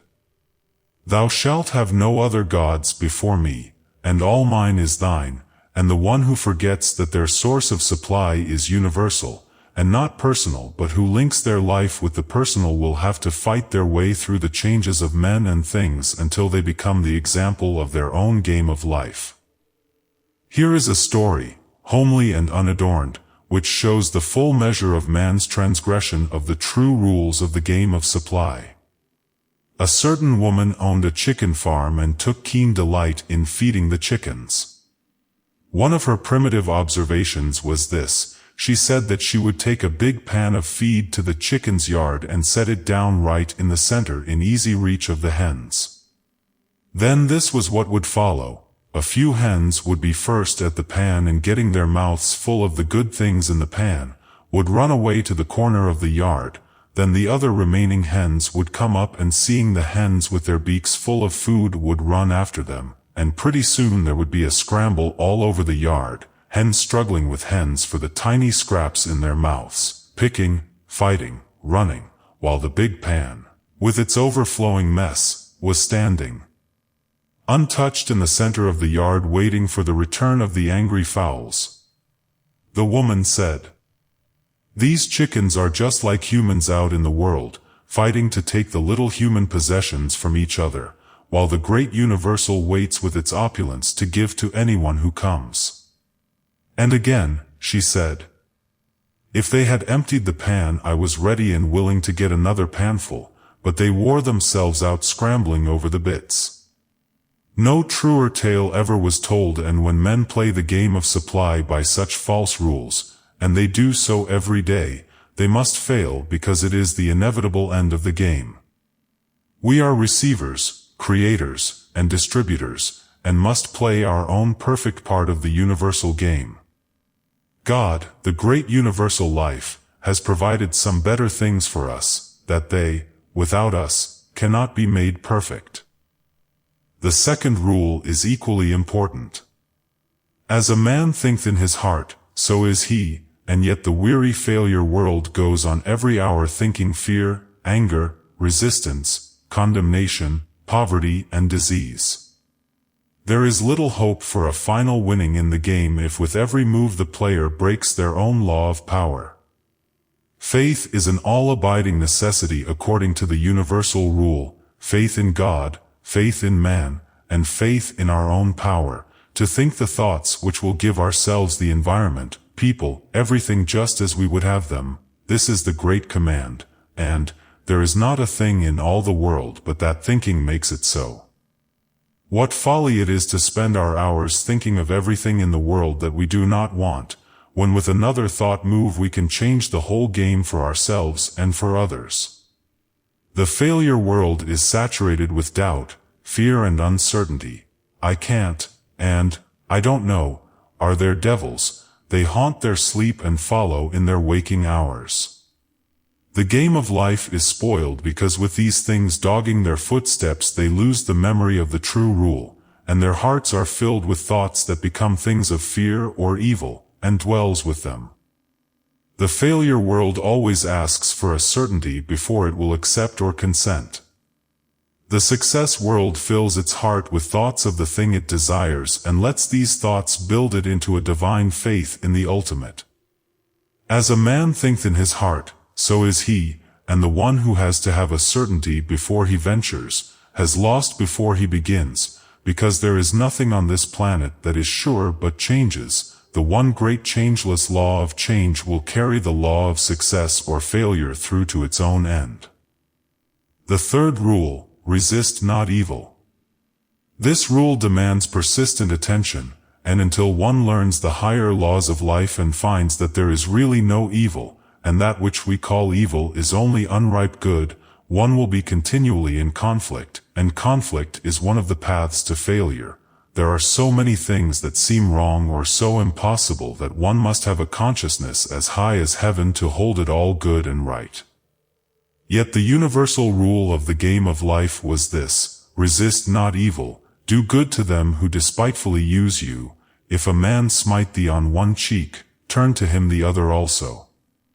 In all the multitude of lives seeking for higher self-attainment, thousands forget this rule. They play by the rule of their own benighted consciousness, an eye for an eye, a tooth for a tooth, and as the game goes on they find that they have won and lost. They have won their game, perhaps, but have lost love, and without love they are but as sounding brass and tinkling cymbals.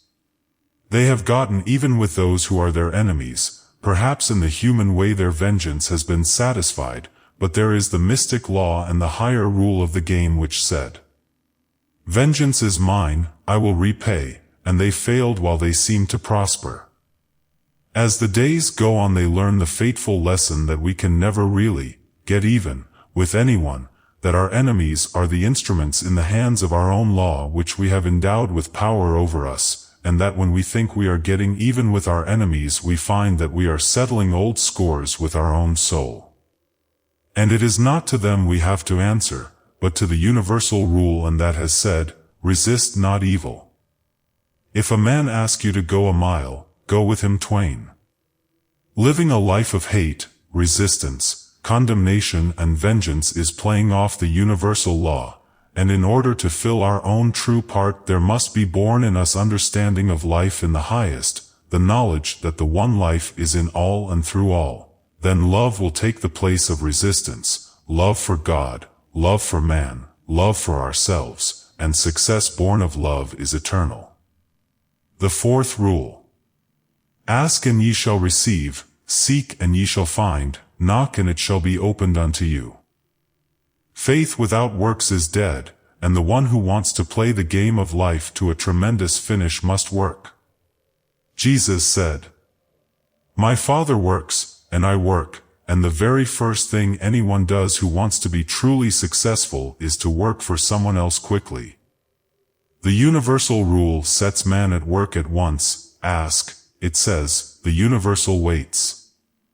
Make known your desires in word, deed, and thought. Do something. Whatsoever ye ask, believing that ye will receive, that shall ye receive.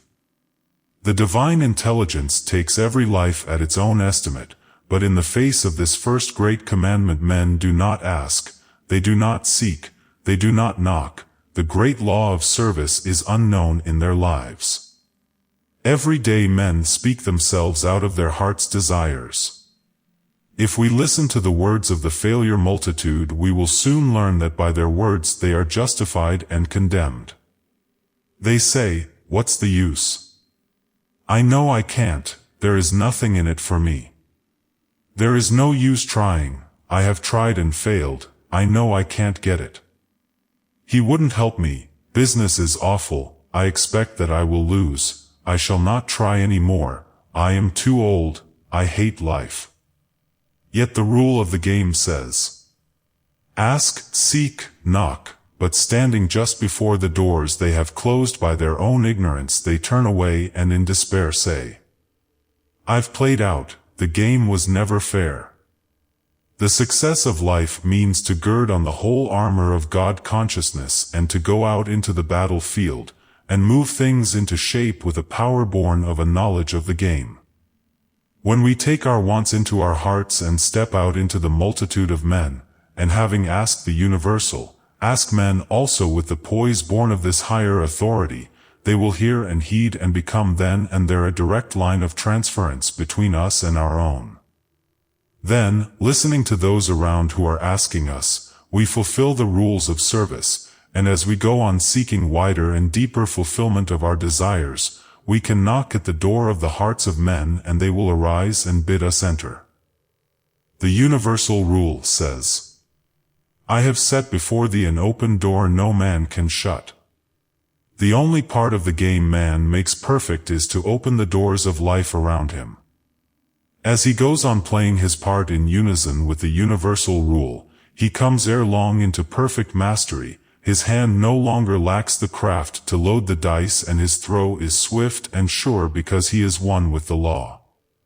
Unity, one with all, no other God before me, but God in all and through all, the universal rule in all things and all things in the universal rule, recognizing always the infinite source. Faith, so boundless that it is past all doubting, for it knows in what it puts its trust. The human quality that can wait, and with nothing before and nothing behind, still know that it is the divine thinker of its own thoughts, and that as a man thinketh, so is he. Love, born of an understanding deep as life itself, reaching out for the distraught faltering human heart, loves on through doubt and darkness until the impossible becomes the possible through the inspiration of love's own spark. Ask. Seek. Find. Walking the world path of the human, serving the wants of others as links to our own, knowing that the highest love of God is service to man, asking of all, seeking everywhere, knocking at every door, striving to give of all we have to those who have not, and then when we face arrears turn back into the universal for our own increased supply. This is the square of success, and around these play all the other laws. The one who digs into wisdom and builds on these rules has digged deep and built their house of success on a rock, and though the storms of life come, it will not fall. Unity, faith, love, service, this is the perfect foundation. For squared the city of life stands. He is one with the great master player of the game, and he has learned that this game called life is not a coward, best, that he only wins who plunges in, and prays the while he bares his naked breast. 20th Success Method, Compensation. I am so weary of toil and tears, toil without recompense, tears all in vain. Do you know that this is the cry all over the world? No matter how much anyone may appear to have, no matter where they stand in name and place, deep in almost every heart there is this cry of loss and tears, this story of bread cast upon the waters which has not returned. Give to the world the best you have and the world will give back to you, has not been made good in every life according to its own story.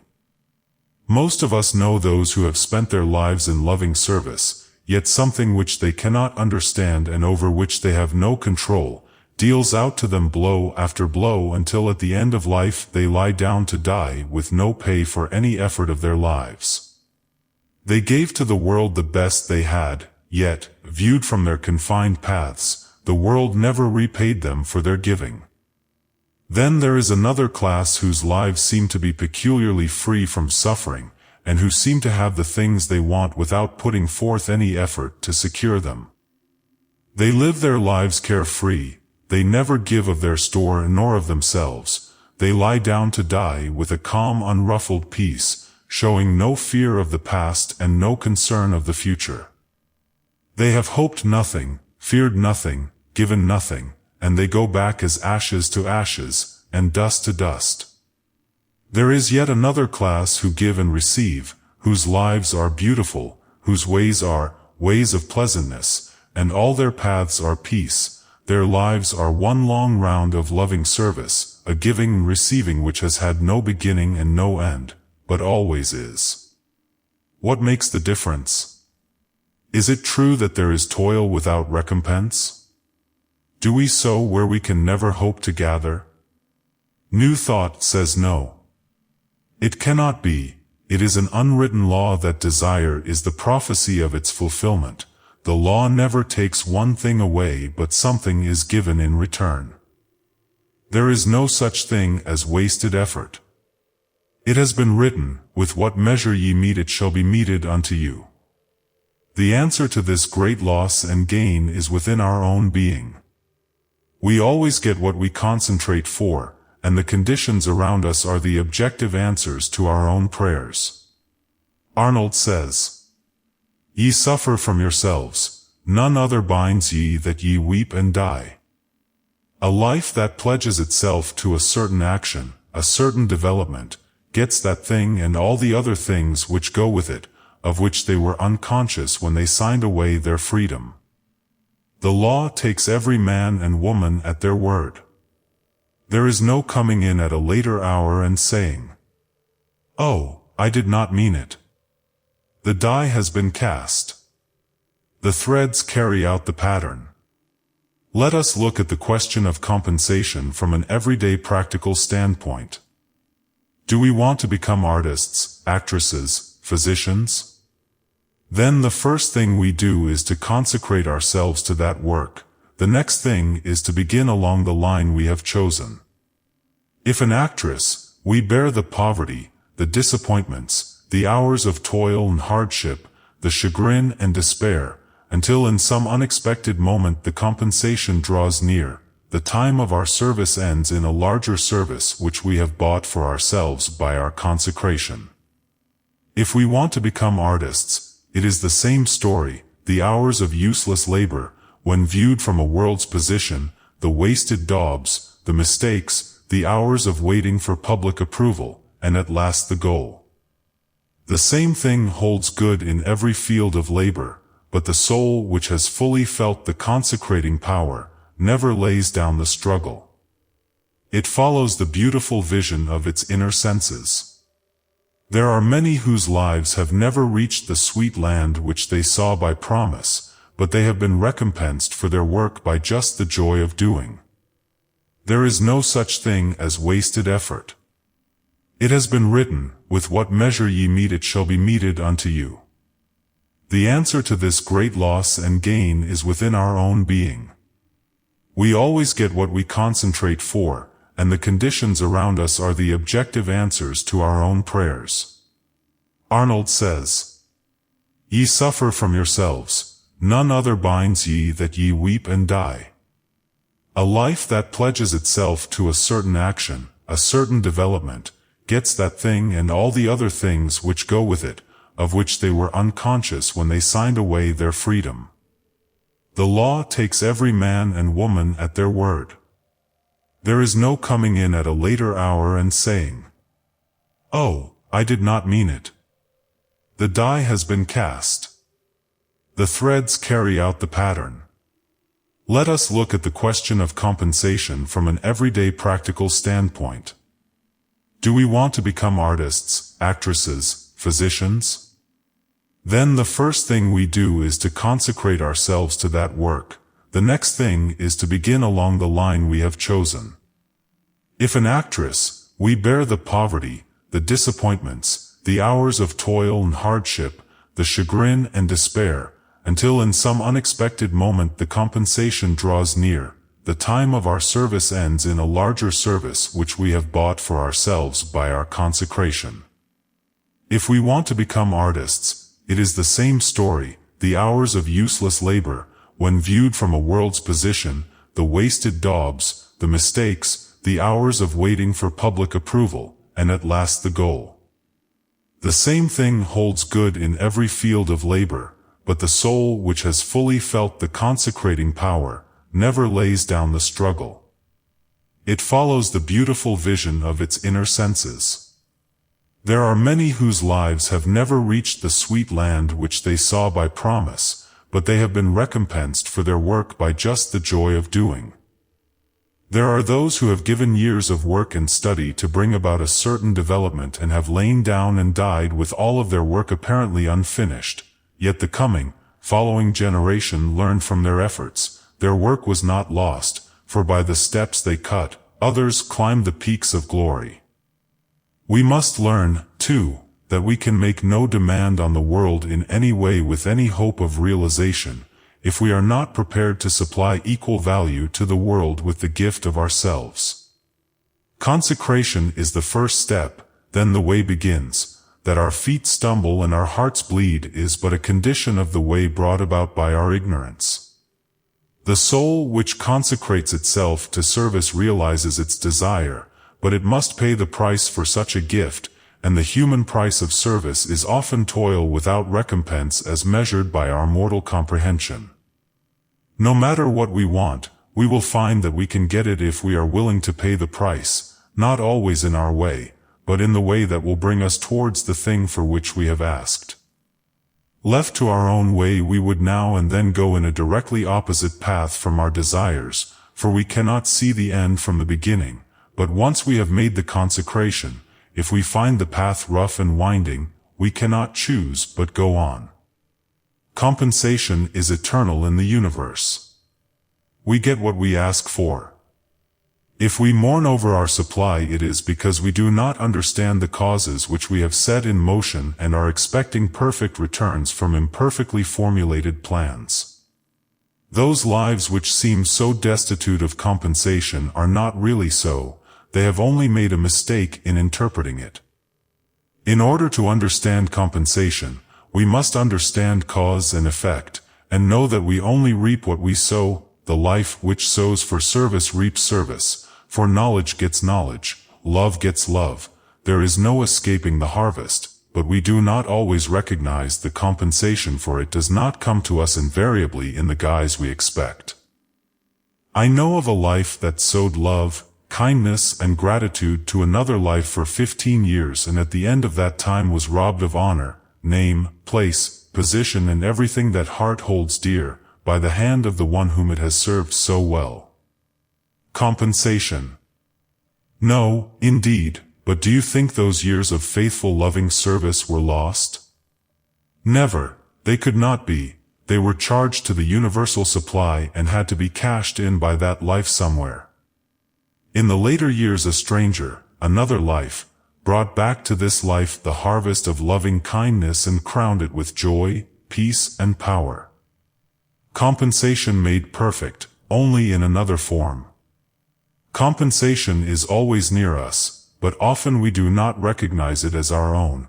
It may meet us in a new garb at any turn in the lane of life, but while our eyes are blinded with hot tears of loss, we cannot see it. We sow our seeds of desire, and the purple flowers of pain blossom around us, while we look in pained surprise for the white rose of our expectations. We have not learned that, like attracts like, and that on the path the law is made perfect. We limit our compensation by our habit of renunciation. We have not yet dared grasp the full splendor of what we may possess. We allow ourselves to think that in order to grow we must renounce, that one thing is sacrificed for another to be gained, when if we only knew, it is the all-will that we can take every desire of our hearts with us onto the path, make them one in the one life, and reap our harvests from them all. Some will say, I cannot have money and education, so I gave up the hope of ever getting rich in order to attain knowledge. Another says, I cannot serve two masters, so I renounce the life of pleasure for that of service. Oh, the pity of it! Don't you see where they went wrong? They gather at the harvest what they sow, and there is no reason why they should not have gathered the fullness of all their desires if they had only known. The life that sows service, pleasure, joy, peace, money, power, and every hope of its soul, will gather the compensation of its sowing in some way or another, day by day, because it is the unchanging law of the infinite substance. The human mind has limited itself, it has distorted the soul vision and forgotten the eternal promise, "Seek and ye shall find." To plant for the highest compensation is a matter of growth. Look deeply into your own lives and find out just what you want, then ask yourselves if you are ready to pay the price for it. If you are ready, then consecrate yourselves to it and all that the consecration brings, and when you are looking for returns or recompense, be sure that you recognize your own when it comes. Do not limit yourselves, take with you into this consecration everything that you want, and then do not complain of what you are called upon to pay for your gifts. Whatever comes to you in this consecration belongs to the path you consciously chose. Do not repine, but turn again and again in loving consecration, and soon you will come to that place where love of, or care for, compensation ceases, everything becomes a labor of love, or only the work of him who sent you, and toil and tears will be swallowed up in the joy of divine compensation. Unanswered yet, nay, do not say ungranted, perhaps thy work has not yet all been done. That work began when your first prayer was uttered, and God will finish what he has begun. If you will keep the incense burning brightly there, his glory you shall see, some day, somewhere. The end.